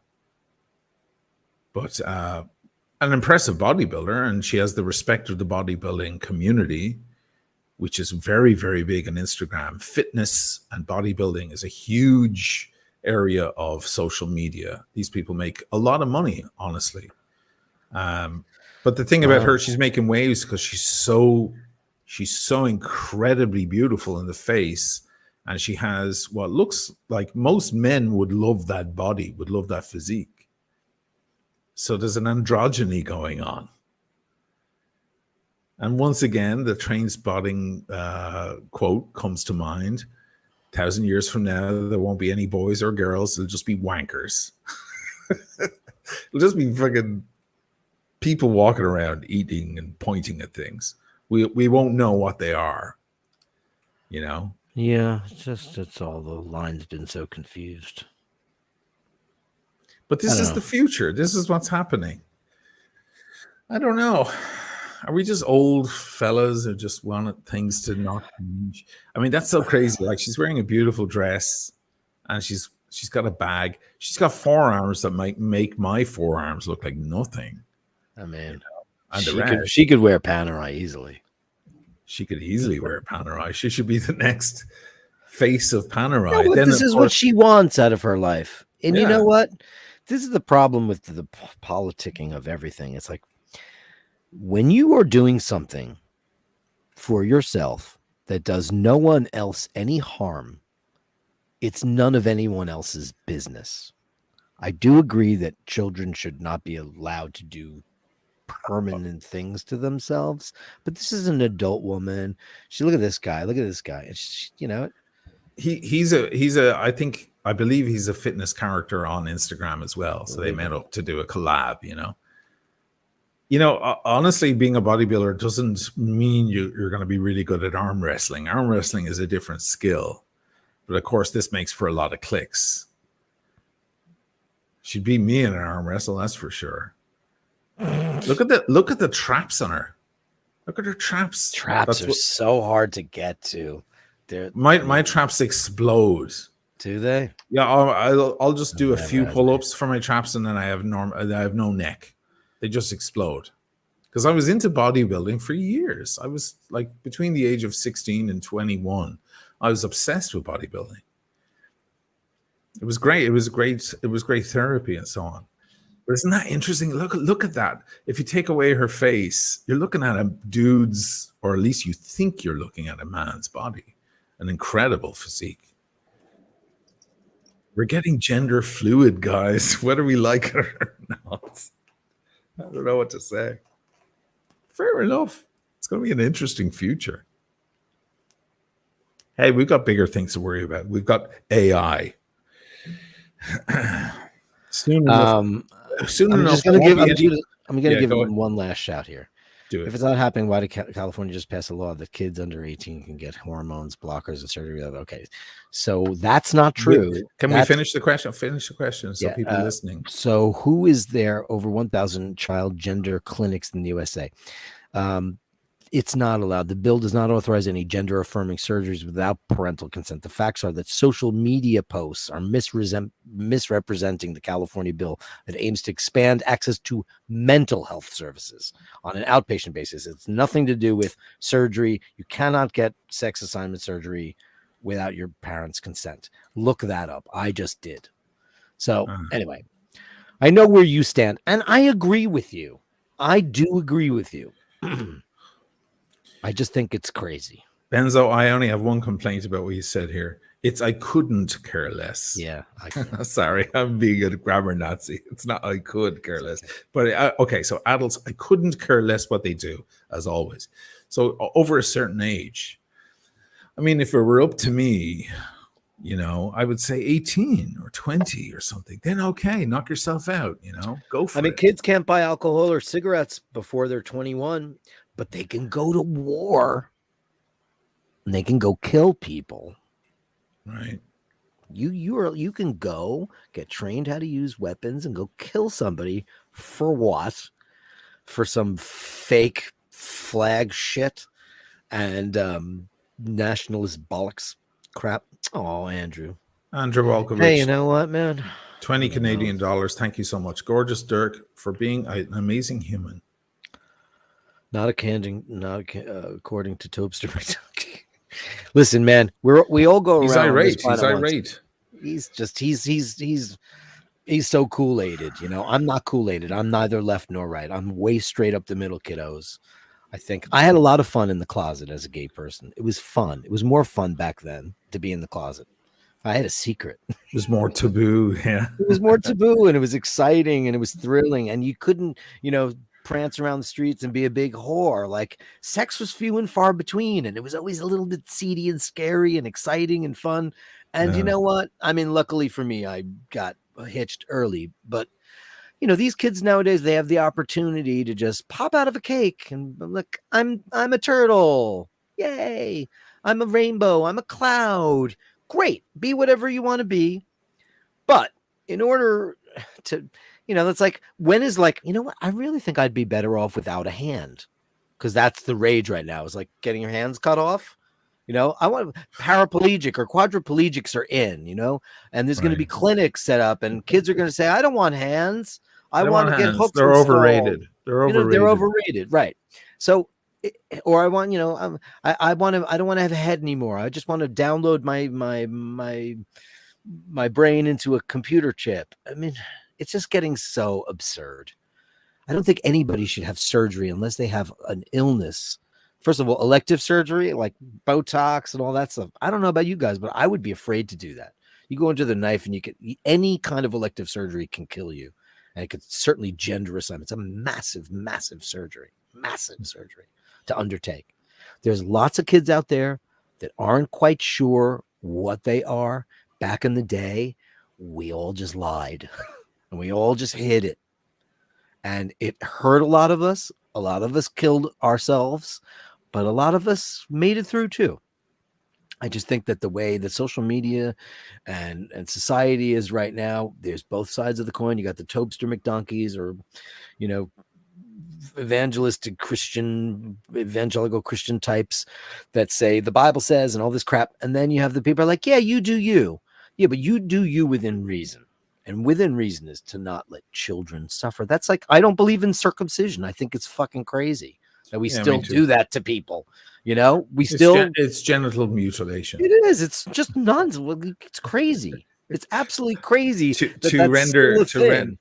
dull the sexual experience. Maimonides was very clear about it. Yeah, it's to dull the sexual experience. Nothing to do with cleanliness. It's genital mutilation.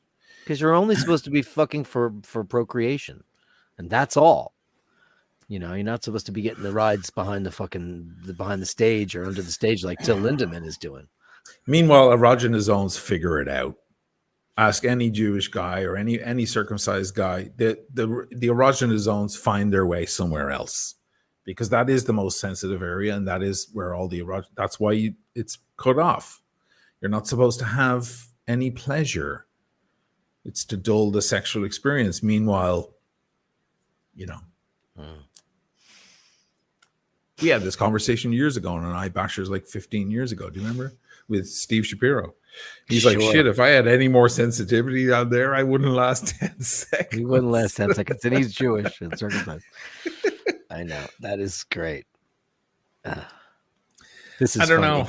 Yeah. Dirk, I have to know. Can you try to explain not having attraction towards a woman? I just don't know how a man can pass that stuff up. It's the greatest stuff on earth. Mazel tov. You know, some people like chocolate. Some people like cheesecake. I don't. My friend Dana doesn't like peas when I put them in pasta. Everybody likes what they like. That's what it is.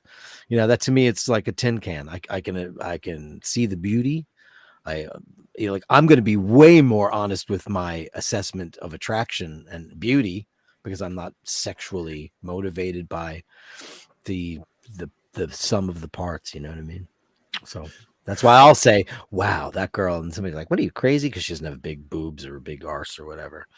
I don't know. I think it's just it makes me more objective. Do I want to hit that? No, not in the slightest. Except for maybe Natalie Imbruglia. I still have a crush on her. You still have a crush on that girl after all these years. She's the most beautiful thing I've ever seen in my entire life. And you like Scarlett Johansson as well. She's like a ripe peach. Yeah, I mean, I would rather just have a drink with her, though, at the end of the day and talk about how well, of course, you don't want to sleep with her. Yeah, I like John Hamm. I think he's a very handsome fella, but I would never crawl in the sack with him. No. My that's like the parts. Like, I mean, I've had my fair share on the other side of the fence, but no. We've spoken about this at length, but sure. This is the problem. This is the chasm between heterosexual men and homosexual men. Yeah. It's like I think I remember describing it as like we see ourselves as ugly monsters, right. And we look at the gentler sex and we think that's a beautiful Christmas tree, that's a wedding cake, that's a sparkly, shiny, much more beautiful version of us. We're sweaty and hairy and we fart and pick our nose and we're grotesque ogres. We're ogres. There's some pretty dirty skanks out there too, though. Sure.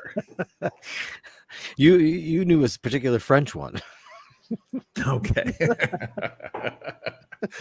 Sometimes it does get a little blurry. But, I'm just trying to explain what our friend there mentioned because it's like, how can you not like? It's just, it's the way it is. Mean, hey, I can appreciate them as much as you do, but you just don't have that desire to ravage them. It's just not. It just doesn't exist because that's just it's like looking at something that's like looking at a beautiful car, or a beautiful watch, or a beautiful piece of jewelry. I appreciate it for its aesthetic beauty and nothing else. Meanwhile, every girl I've ever dated was into that. She saw that, they wanted that. They wanted the big beast, panting on them and breathing on them and taking them, that's what they were after, these are the two sides of sexuality. Whether you're a woman or a man, it doesn't matter. You either see that or you don't. Right. You like manly men, right? You don't like the Brad Pitts and the pretty boys. No, right? I like the Bill Holdens and the right. Like and the John Hamms and I mean, the funny thing about John Hamm is I think he's incredibly good looking. I have no sexual interest in him because it's almost too much work because he's too good looking. I prefer more flawed creatures than that. He's too perfect, Natalie is 48 and still hot. Yeah, she's gorgeous. Is she still beautiful? I have to look her up now. I haven't seen her since maybe that video. Imbruglia.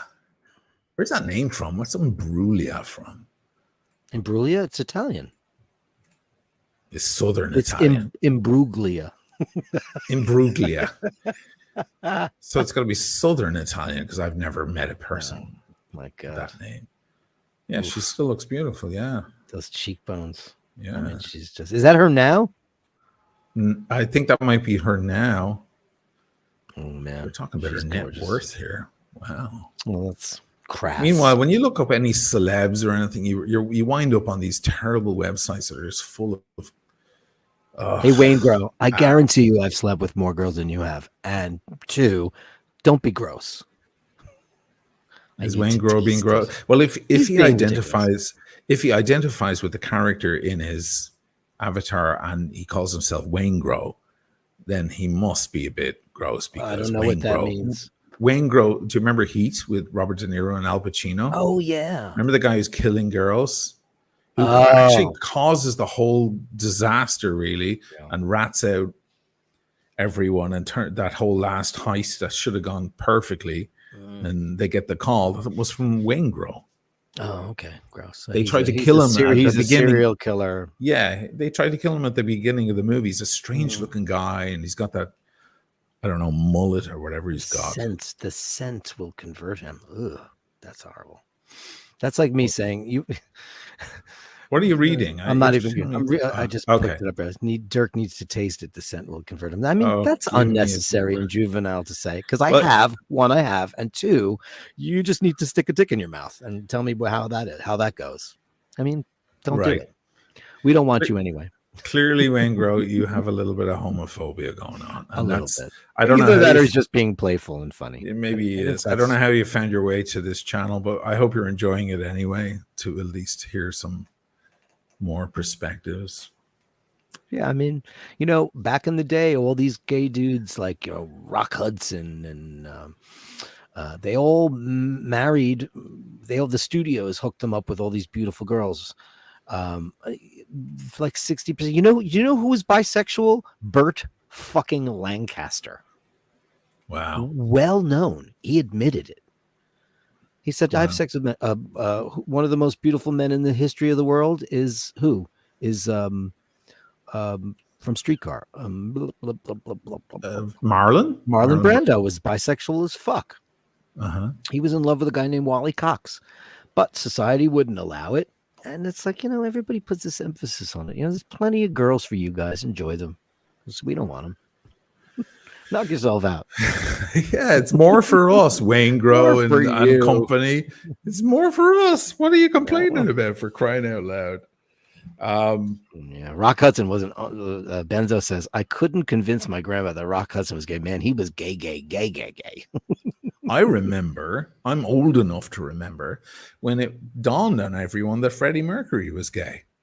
And there were so many young women in Ireland who were devastated about that fact. They were so in love with him, especially after Live Aid and everything.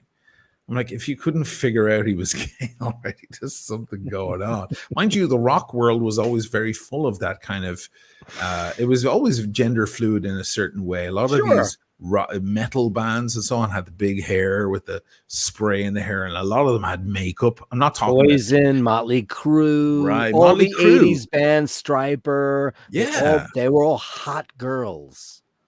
Right. Watch this. Hold on. Glam. And don't play anything with music. I'm not going to play anything. Okay, good. We just want photos. Yeah, after last week with Sinead and we got shut down. It actually happened after we played Sinead's video. It wasn't even during the video. It was actually after. They locked us down for a few minutes. That was awful. Here we go. So let's see. You got Poison, right? How stupid. It's going to pull up and look with the hair and the makeup. They all have heavy eyeliner, and it's Bret Michaels looking pretty. And here's Striper. Look at these beautiful boys. Look how pretty they were. Well, where did that go? Where did the Striper shot go? Everybody, when I start, band, right? Striper are a Christian metal band, and they have the sickest guitar tone I've ever heard in my life. Wow. We got to play with them a bunch of times. Though. Actually, the very first show we ever did in the history of Hitman, we opened up for Striper on Long Island. And big hair, makeup. The guy on the left is Timothy Gaines. He was like the prettiest thing I ever saw in my life, and he was a very bad cokehead, though he was hiding behind religiousness. Vince Neil before he became Vince Meal.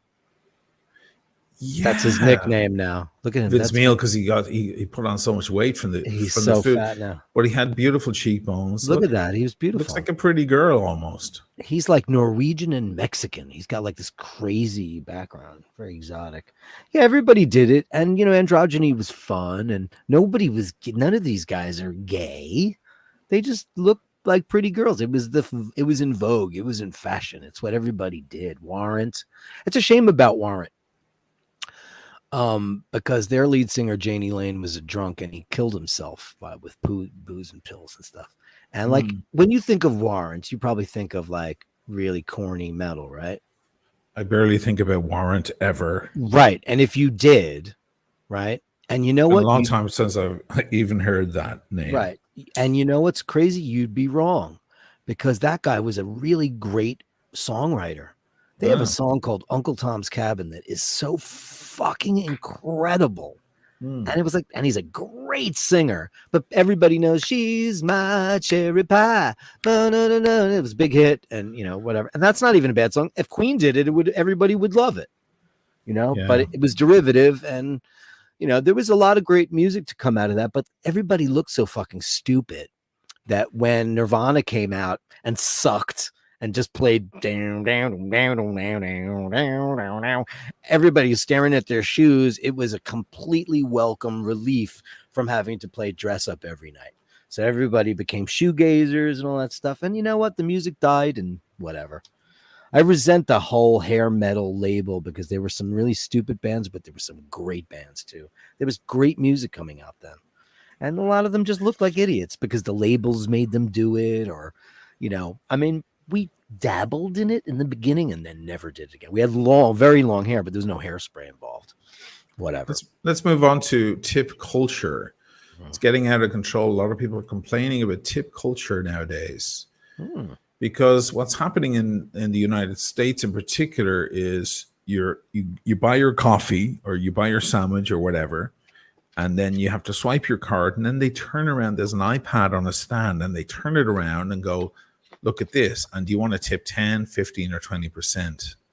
Yeah, people feel like they're being pushed into tipping. It's even happening now in certain supermarkets where there's no one even there. You're checking yourself out.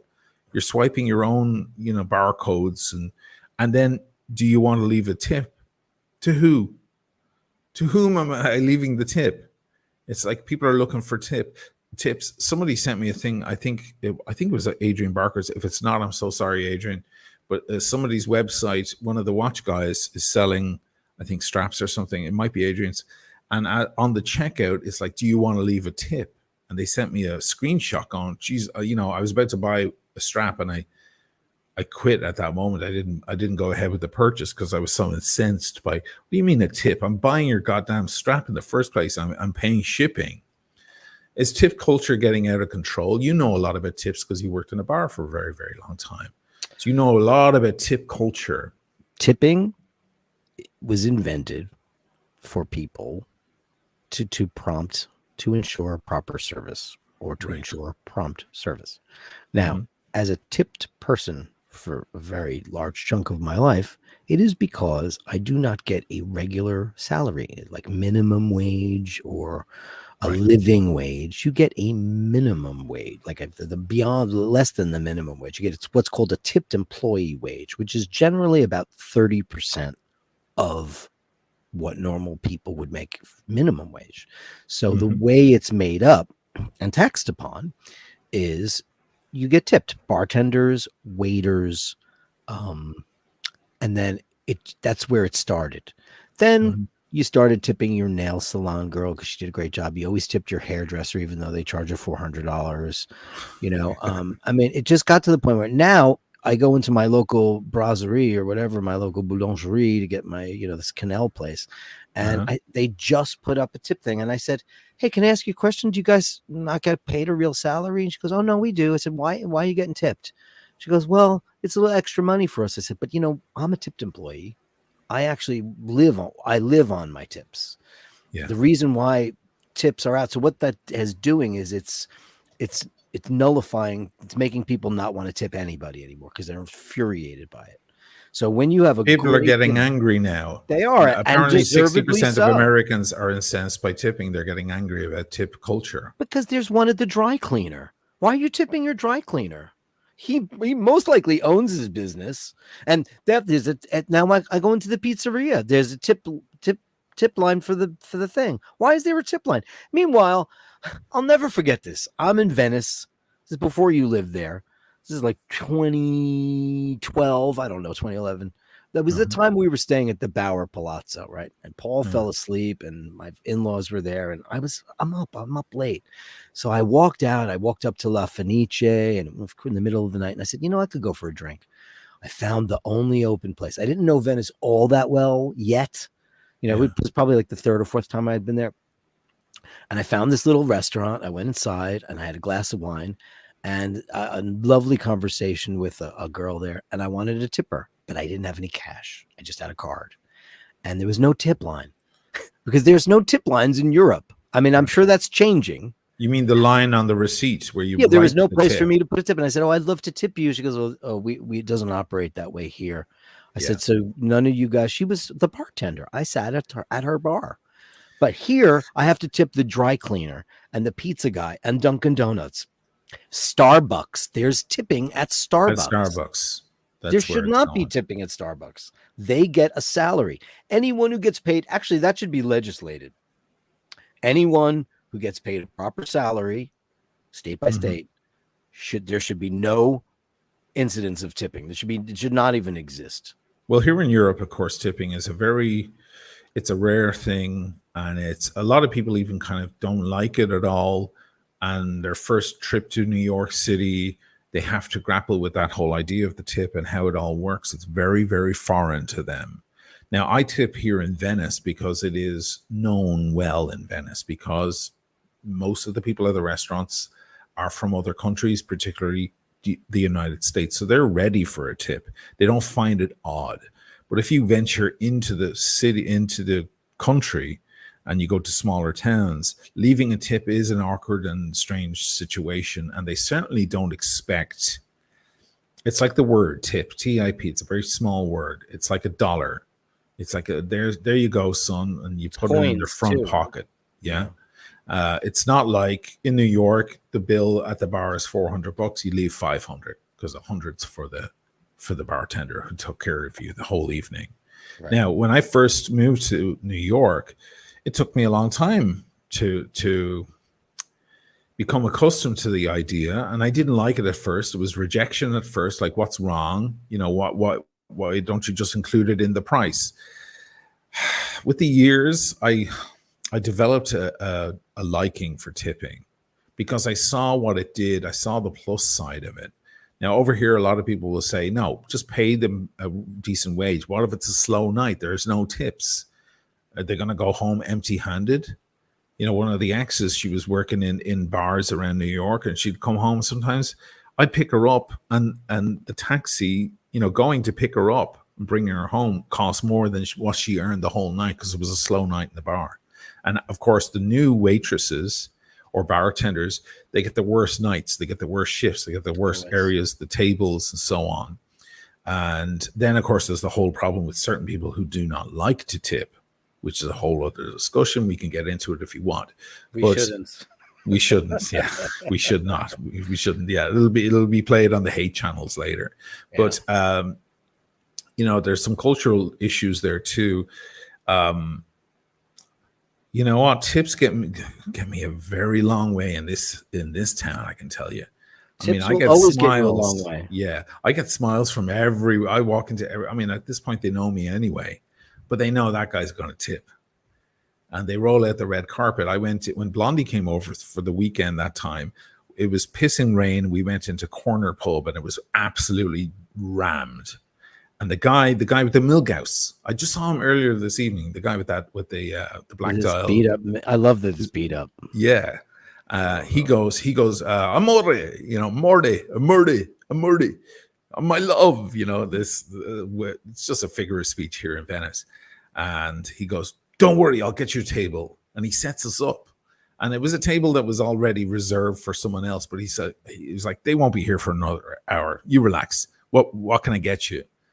And she looks at me and she's like, God, they really like you here. And I was like, well, yeah, I'm a regular. They know I'm a local, but also I fucking tip the hell out of these guys. And they're not used to it and they love it. And if you've got the money to tip them, you're just buying your way into first class. That's what you're getting for that. You talk to the crowd there for a minute. I have to run off to the bathroom for a second. Yeah. So I'll grab a couple of comments. I mean, it's changed in Europe, I think, dramatically because, there was always like the round up by 5 kind of thing, but it's not in everything. You certainly don't tip at the cleaners or the pizzeria, but you do in restaurants, you do in bars, but it's always changed. It's always little amounts. There's a very funny story about a couple of guys I know who, the big tippers in New York are usually like the people who you think would be the worst, like Sean Hannity, who's for our international listeners, Sean Hannity is a far right conservative, scripted political pundit. He talks about far right issues and stuff like that. And he's kind of a grouchy guy and disliked by the left immeasurably. But in reality, he's like the world's best tipper. I had a guy who said he came in and he had one drink, and it was something like $12.95, and he left him $1,000. And he goes, "What are you giving me $1,000 for?" He goes, "That's for the guilt," because he makes so much money, like $250 million a year or something crazy like that. So, listen, generous people love to tip, especially when they get great service. And remember, the tip means to ensure prompt service or to ensure proper service.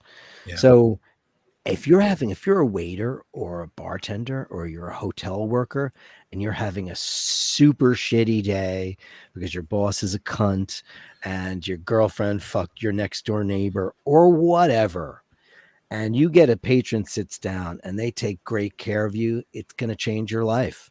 And it's going to make you treat the next customer even better. And it's going to be a snowball effect of tipping until you run into the Italians, who are the worst tippers. Because they don't believe in it. The Italians, they're awful with tips. When you come to America, everybody, like when I go to a foreign country, I mean, I make sure that I subscribe to whatever their traditions are, be respectful of all of that stuff. Yeah. You said you cover your head, or you go into a church and you're a lady, you cover your shoulders. You got to do certain things. Right. Now, when you go to a bar or restaurant and you run up a $400 or $500 bill with your relatives from Napoli, and there's one person in there who's not from Italy, that person should be the person that's either taking care of the bill or administrating it. Because when you get a $500 or $600 bill and there's no tip on it, that person who just served all those people for all that time just made about $12 in the hours only that this 4 or 5 hours that you were there. Which is wrong. I mean, the system is wrong. And the discussions I've had with Italians have been around that. It's like, just pay them a regular wage. Why should they be slaves to this tip system? And I understand that. And that's a very, very strong point. Watch Chimp is saying everyone pays with card these days, but I like to tip in cash. I do the same. I'll pick up a couple of $100 a week, so I have cash in my wallet. I'll always pay with card, and if I need to give a tip, I'll give it to them, because I don't want some manager coming in on them going, "Hey, did that guy give you $50 or whatever?" I don't want that to happen. I always go, "Hey, there you go." I don't want to put it on the card bill because I don't think it'll find its way back to them, because they don't have an advanced it gets culture. Taxed immediately. That's a big difference. That's another thing too. So that's $50 in their pocket now, and then $36 in their pocket on Friday. So it gets taxed. That's the main reason why people do it. Also, it's just like, now you got cash in your pocket for, like, you can go out for a drink afterwards, or you can go take your girlfriend, buy your girlfriend some flowers or a box of chocolates because you fucked the neighbor or whatever. You know what I mean? It's just, listen, that's the way that it's set up. It's just the way it's been set up in the United States. It's just the way it's been. Now, big restaurants like Danielle and, fancy restaurants have Thomas Keller. They have attempted to remove tipping from their restaurants. You know what everybody does? Quit. They quit. Because when you are a tipped employee in this country, the money that you make is generally on you. Look, right. I know how to make more money than another guy because I'm friendly, I'm engaging, I'm fun, and I've got stories to tell. Yeah. If you these people become your friends. I mean, over the years of bartending in New York City, I have an incredible amount of people that I met through conversation who have become people. And you remember their details. You're like, how are the kids? How did your holiday go? Oh my God, how's it going? And oh my God, I love your Speedmaster. Yeah, well, there's that, Right. Yeah. I mean, there's you can make way more money by working for tips than you can by working for side. Because if you get a minimum wage, you're just at the end of the week. There's no impetus. There's no, no carrot being dangled at you. But like, I had a great night on Thursday because I was busy and I chatted everybody up, and these people tipped me to $300 on a $500 bill, which happens. Right. Without the tipping, you'd make $65 for that shift, and that would be the end of it.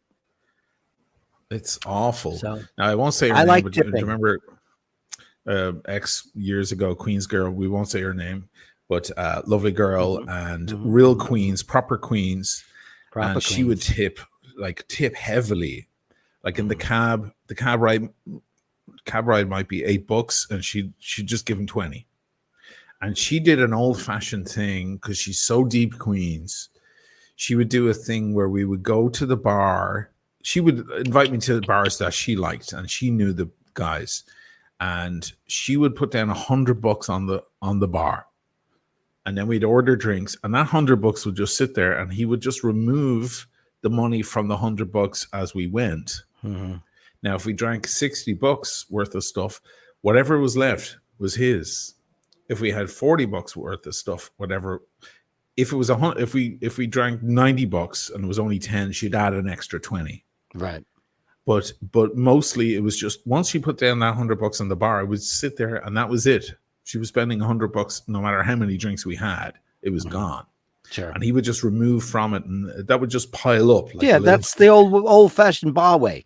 You put a 100 down on the bar. Let me get 2 for Sally, 2 for Joey, 2 for Dan, and they would just take the money out as you go. But then there comes a point where he just leaves the money there and just keeps refilling your drinks. And then at the end of the night, you don't take it. You leave it. You leave it.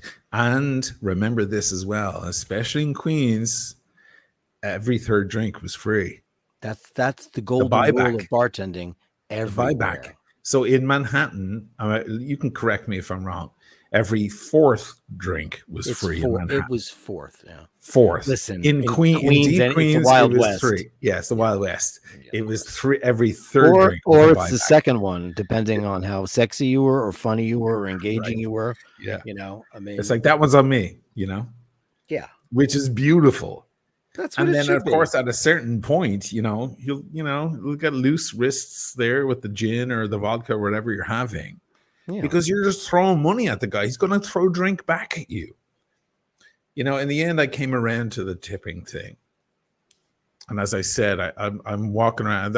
They probably know me as a tip. Like they probably have a code for, oh, here he is. Here he comes. Because I've just carried that thing over from the New York culture, and I just like it because I know most of these people here, they're living on, the average wage here in Italy is between $1,200 and $1,600 a month. Ugh. Can you imagine that in New York City? It wouldn't last a week. No, not a week. No. So I know if I give, like when I go to Linea d'Ombra, beautiful restaurant, we've been there, and these guys, they speak 4 languages. All of the waiters speak 4 languages. They speak Russian, they speak French, they speak Spanish, English, and Italian, 5 languages. Some of these guys worked on the Orient Express. Their service is impeccable. And, I know that they know. and they're got, at the end of the meal, like I just went with friends 2 weeks ago. All the after dinner drinks that they brought out Moscato and Sauterne type drinks and so on. And then at one point I said, you know what, I'll take a scotch. I'm going to light up a cigar. I'll take a scotch. Everything was comped at the end. Why did they do that? Because they know he's getting $50 and he's getting $50 and he's getting 20 because he was, he brought us our amuse-bouche. It works in all ways because that scotch at that restaurant would have been $20, $25. Sure. Yeah, I mean, listen, it's just the way it is here. I wouldn't do it if it was the other way around. I do other things.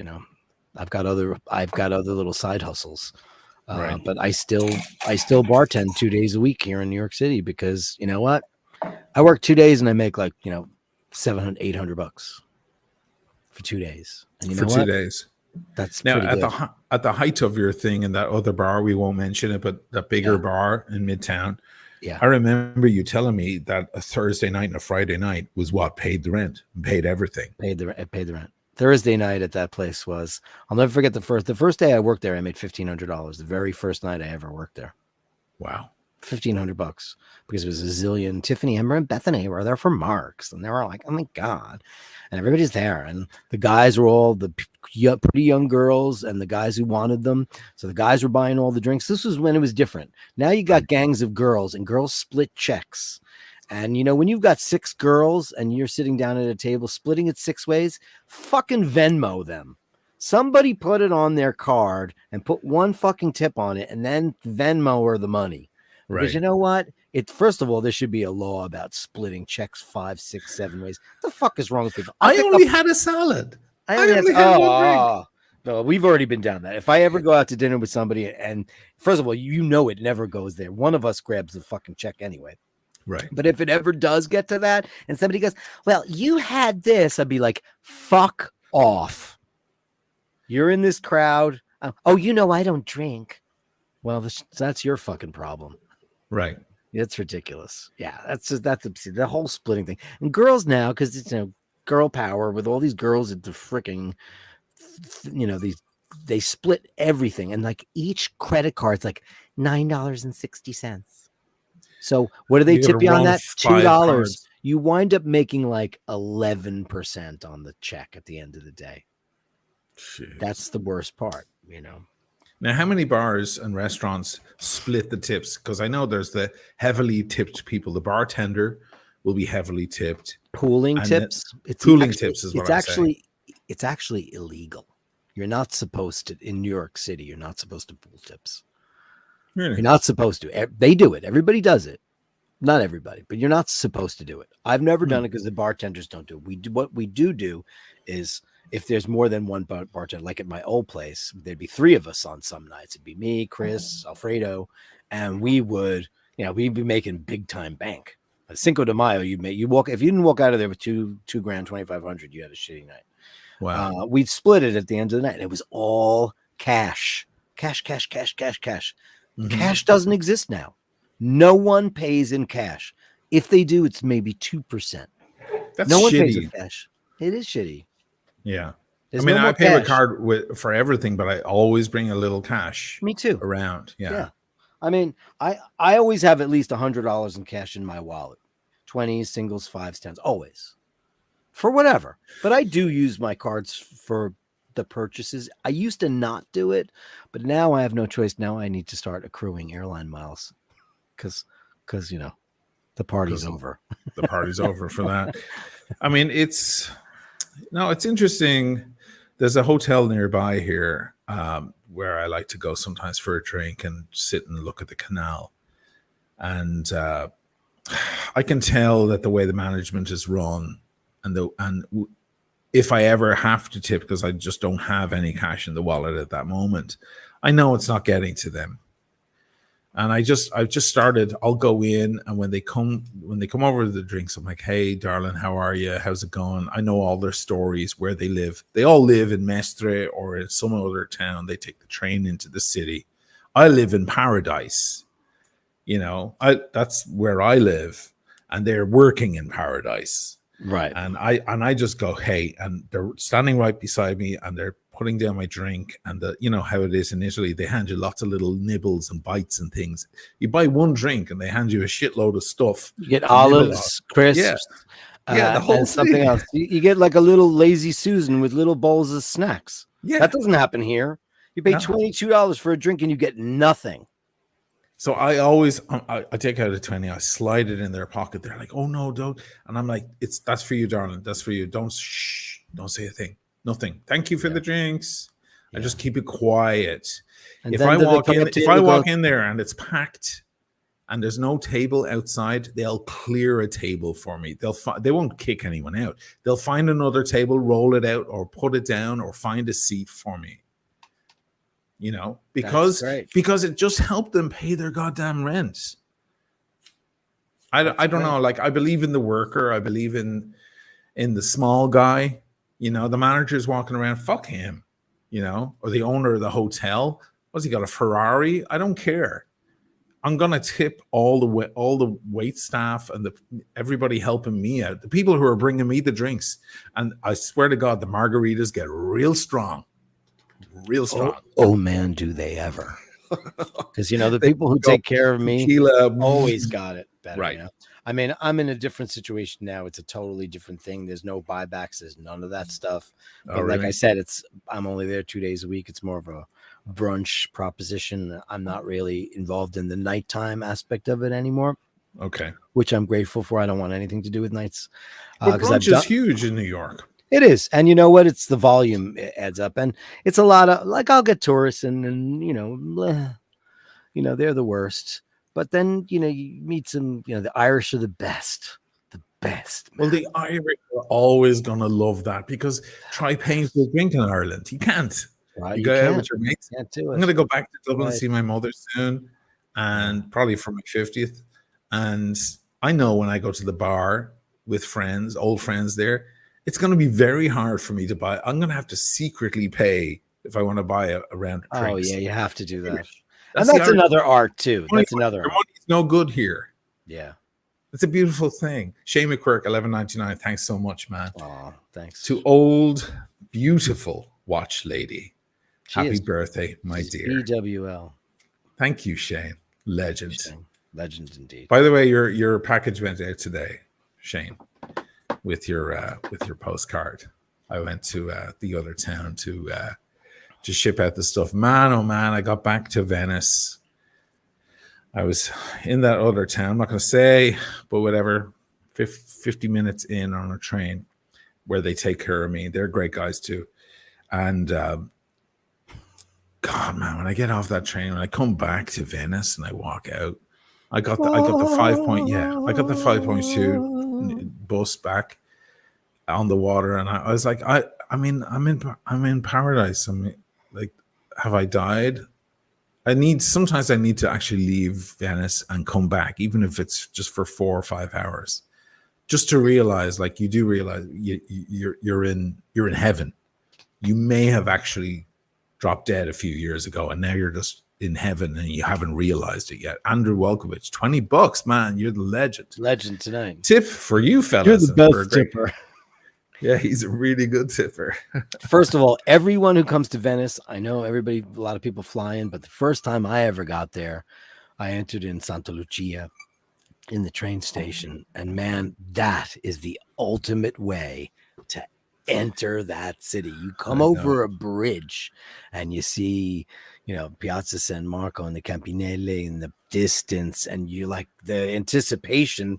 If you ever see a Katharine Hepburn movie called Summertime, go watch it. It's David Lean. It's a masterpiece about a spinster who goes to Venice in the 50s, and she's on the train because it's David Lean, and all David Lean films have to have a train.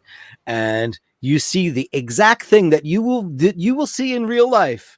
You are on top of this narrow bridge going along the water, the beginning of the lagoon, and then you go into this, and you're going to pull up against right next to the Orient Express, which is always parked right there.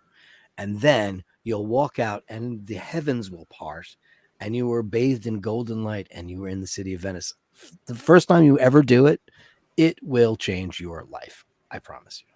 Change mine. It's so great for me, because I used to arrive in Venice and go, oh my God, this place is really crazy. It's like in the Matrix. It's like, is this real? Am I dreaming this? And it's so great to come back to this place and call it home. Daniel, yes, I will be making an epic video from Ireland. Don't you worry. I will be making a mega epic video from Ireland. David Bell, $20. Did you have a question, David? Maybe you hit enter too soon. I'll be right back. Yeah, go for it. Thank you so much, David.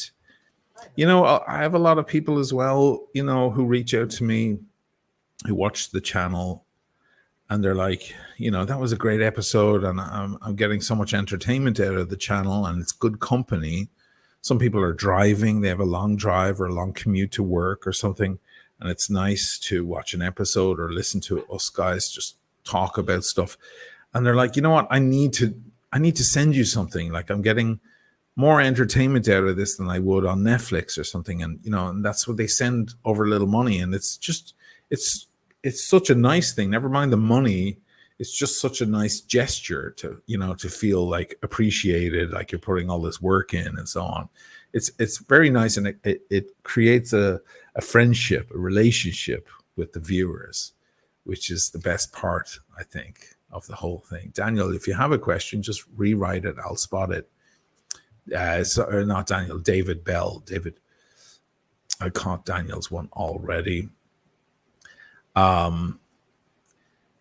Daniel is actually saying Woody Allen's "Everyone Says I Love You" has some awesome Venice shots. You know, I haven't watched that film. I watched some of it because what's his name? Edward Norton is in that film, and I think it's a musical. I'm not sure it was a great film, but I'm a big fan of Woody, as you already know. His entire catalog, even the bad films, I still appreciate them. Ben's at $4.99. Don't spend it all in one place, guys. We won't. As it happens, if you're in Venice and you know the places to go, you can get a spritz for $3, $2, $2.50, $3. You know, you don't have to go to the Florian and spend $15 on a spritz. So that actually will be more than one drink. Thank you. That was everything Amazon. Okay? Yeah, I was getting Laverne's aerosolizer for her asthma medication. I ordered it from Amazon, and that was it. And I was like, shit. Gotta answer the door. What I miss? Yeah, the train, all that good stuff. Yeah, I guess it was just the evening in it. There was a special light in the air, and you know, the weather's been kind of crazy these days. It's gone from hot to cold to, you know, crazy storms. People's cars are being destroyed by heavy hail, baseball-sized hail, and all sorts of stuff. And something about the mixture, whatever it was in the air, I was just like, God, man, you've got no complaints. How could you ever? And then I step off the bus. I call it the bus. It's a boat. And right. I walk down the street, and there's a guy playing accordion. You know, it's all quiet, and it's a beautiful old street with trees, and there's a guy playing accordion, you know. And I was just like, oh my God, like, you know, sometimes I need to stop thinking about whatever shit has gone on in my life and look up and look around, you know. Yeah, and appreciate it. That's everyone should look up. Everyone should. Did you get benzo? Don't spend it all in one place. Yeah, I did actually. Yeah. And David Bell, are you new to the channel, David Bell? I haven't seen that name before. Hi, David Bell. I'm Dirk. That's a Sheen. Thank you so much. Wow. Who are you? Tell us all about you. And this one cracked me up. Sorry, go ahead. Attenzione, pickpocket. Attenzione, pickpocket. Because they don't have a word for pickpocket. How would you say that? It would be something. Borseggiatori.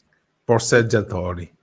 Oh, is La borsa is your bag. Yeah, but pocket is tasche, le tasche. Yeah, I know, but no, borseggiatori, because they're really actually going after your bag. Oh, that's what they're going for. Oh yeah, if you've got a backpack on, a little zipper where your wallet is, it's going. Come say that you pick. How would you say pick?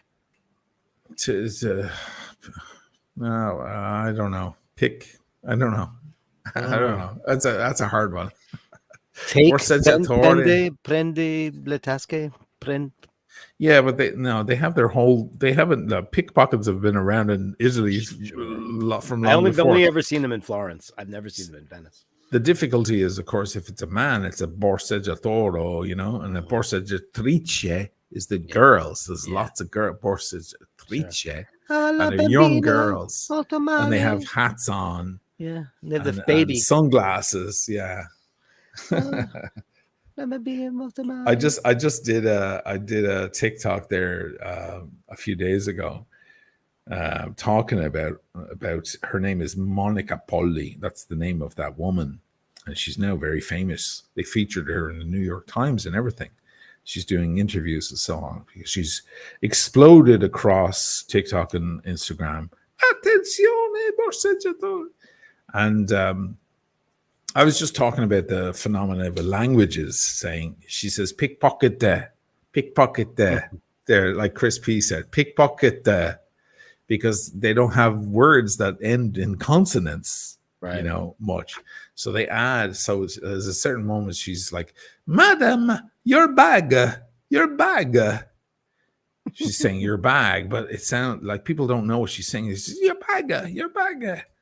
And I was just talking about like correcting that little thing. It's just like a break and it gets lost in translation. But I took a lot of heat on TikTok because it got a lot of views, of course. A lot of people are like, "Oh yeah, fuck you, you know, let's hear you're Italian." So now I have to make a response. Yeah, now I have to make a response video in both Italian and Venetian dialect just to crush those fuckers, you know. But I was just making the video about the difference in languages. I even included the clip from Lost in Translation with Scarlett Johansson and Bill Murray, is that where she's like, "My stockings, lip them. And he's like, lip them, what? Lip them? Because, you know, in the Far East, it's hard to say rip. It's hard to say R. Oh. So I was just talking about that phenomena, but a lot of people took it like I was actually criticizing the woman, which is insane because throughout the video, I'm like, she's my favorite. I'm her biggest fan and blah, blah, blah. But you know how people always find something to be offended over. But it is interesting. Because she's a phenomena now. And then I got a lot of messages that she's Lega Nord. Wow. They're like, never mind her pronunciation. She's Lega Nord, when Lega Nord is the fascist party of Italy. Which is, she's just right wing. That's all she is. People are like, oh, you know, how can you be a fan of her? She's Mussolini. She's a Mussolini fan. She's just heavy right. She's a very right extremist. That's all she is. It's the same as going to Alabama or Texas or somewhere. Exactly the same stuff. I mean, it is. People don't like to hear that, but it's true. Daniel, again, $2. Oh, thank you, Daniel. And to bring back Lenny. And okay. I did see your comment about the hot dogs, and I heard about that place too. He said that there's a restaurant in New York City where you get a drink and they give you a hot dog.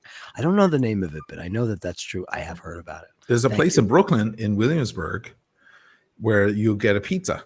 With every drink you get a pizza. I want to go there right now. It's a small pizza. It's about this size. It's on off the Lorimer stop on the L. It's right there. I can't remember the name of the place. I know that place. By the way, we gave so much love to Old Watch Lady because she deserves it. It's her birthday. But Carolyn Martin's in the room. I didn't see you, old lady. Did you just come? Carolyn Martin. She probably, she just dropped in now. Hi, Carolyn. You came at the very end, but we still love you. She's the best. Yeah.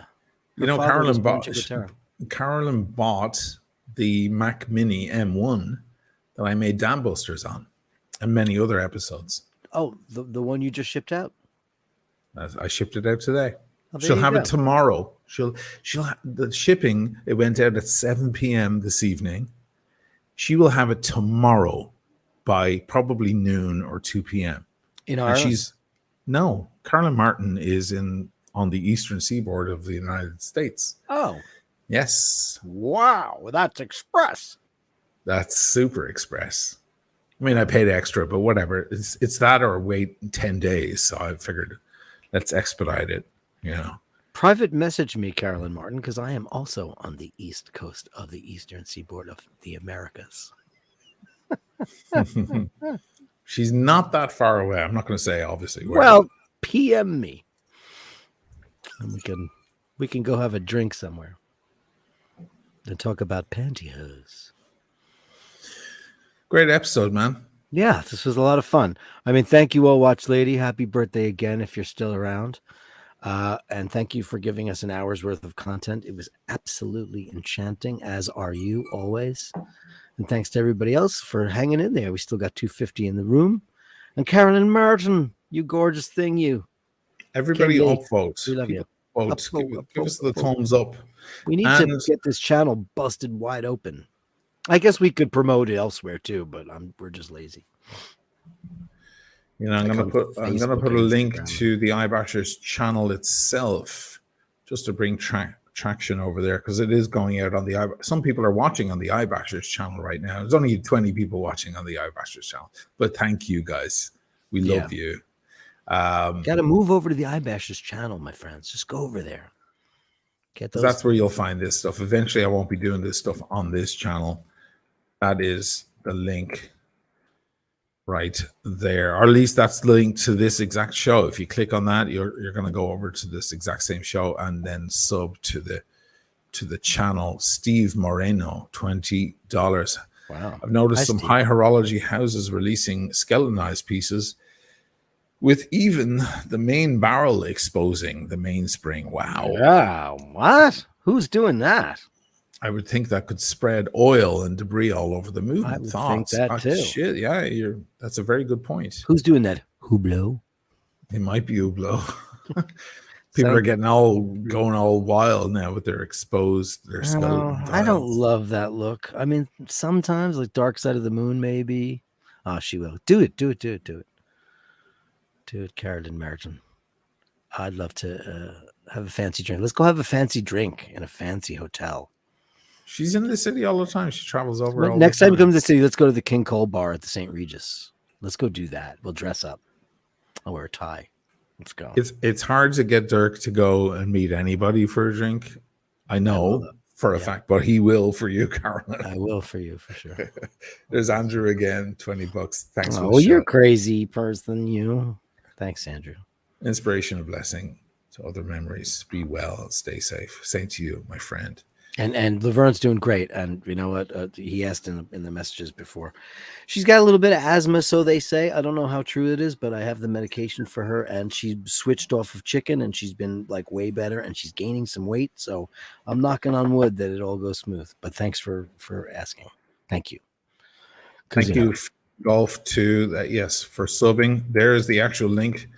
Direct link to the channel. Yeah, everybody, come on, please sub to that because we need to get that because this is his private channel where he makes his films, his cinema. And we're interloping on his channel. We need to I whore out my channel all the time. You do. You whore out your channels to everybody. We do watch fashion, please. I think we have 62 subscribers on that one. And we have 1,500 on iBashers, which is not shitty. That's not shitty. That's pretty good. No, it's not good. But then you got, people, putting their face into bread loaves and then girls talking about, Barbie dolls and shit. And they have like 5 million viewers. It's crazy to me. I don't know. I don't know how this thing works. But the sooner iBashers gets big, the sooner Dirk quits his job and I moved to Italy. Fano. Yeah. Okay. And you know how easy it is to just take the train, change at Bologna, right to Venice. And come see me. He'd be like, let's go to Linea d'Ambra for dinner. I'll be like, I'll be there in an hour. It's an hour and 10 minutes from Fano to Venice via train. Change at Bologna. Boop, boop. And that's it. Boom. I'd be there all the time. We'd go to the Lido. We'd go spy on the Debat. Yes. Excelsior Blue Bar. Rent a Cabana. I'd be on the Lido like every day of the week. We'd just do iBashers from the beach. iBashers from the beach. We'd do it at your little crab shack that you like over there. Yeah, I love that place. I played the lottery in New York. It's $2 billion or $1.5 billion. It's like the first thing I would do is buy the Debat and then set up my little animal charity, make everybody in my life a millionaire, and then just get rid of all the rest of the money. Because what the fuck do you need that for? I'd reopen the Debat. But it would be mine. Wouldn't that be amazing, though? I would. Because how much would they want for that? How much? What do you think the Debat would cost? 100 million?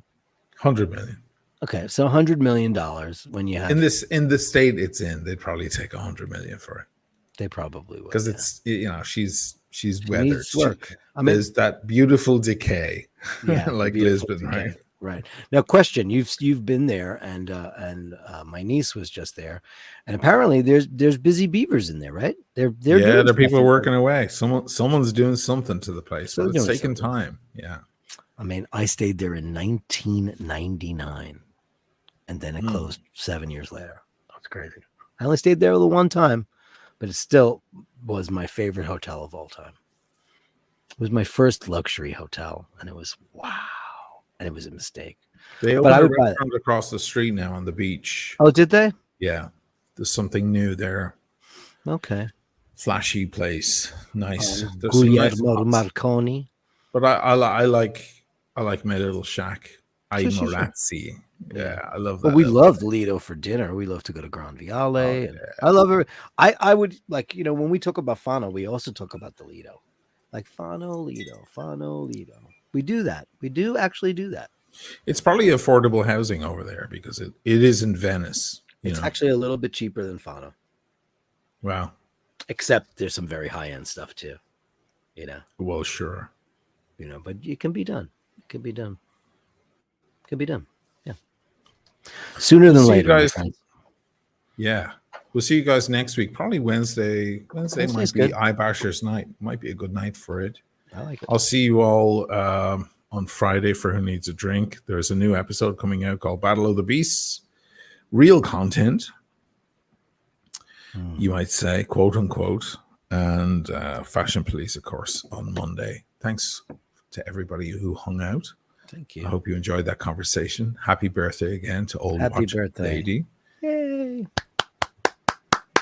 Happy birthday. We see you guys. What? Said we love you. We love you. We love you. We love you, old watch lady. Oh, she's special. She is, indeed. As is Carolyn Martin. Our girls. We love our girls, don't we? I might not want to sleep with them, but I love them. Okay, Tobster McDonkey. It's so fun. Guys, just leave it playing. Don't click off. You'll be heading over to Tim Wright. They're talking about some breaking news over there. I don't know what the hell's going on. There's a lot of crazy. He's probably dyeing his hair green. No, it's like there's some drama going on. There's some wild shit happening in the watch world. It's the Real Housewives, the real wristwatch. Yeah, I know. Housewives of the wristwatch world. No, but you heard that Anthony Ferrer, the timepiece gentleman, he lost $2 million of watches in a bag in Vegas. He got rolled. Fuck off. Yeah, he staged it. He staged it. I know. That's what everybody. Everybody's that guy. I called it, kids. If I had $1 for every time I said that guy's a charlatan, he lost two. Fuck off. He staged the whole thing. I'm sure it was all insured. Who fucking knows? Who knows? He's doing an insurance job and he's going to do big time at the big house. I know. There's something going on. We can't trust anything he says anymore. Anyway, everybody's talking about it. It's interesting. Because they have nothing better to do. Guys, go get a girlfriend, people. Or a boyfriend.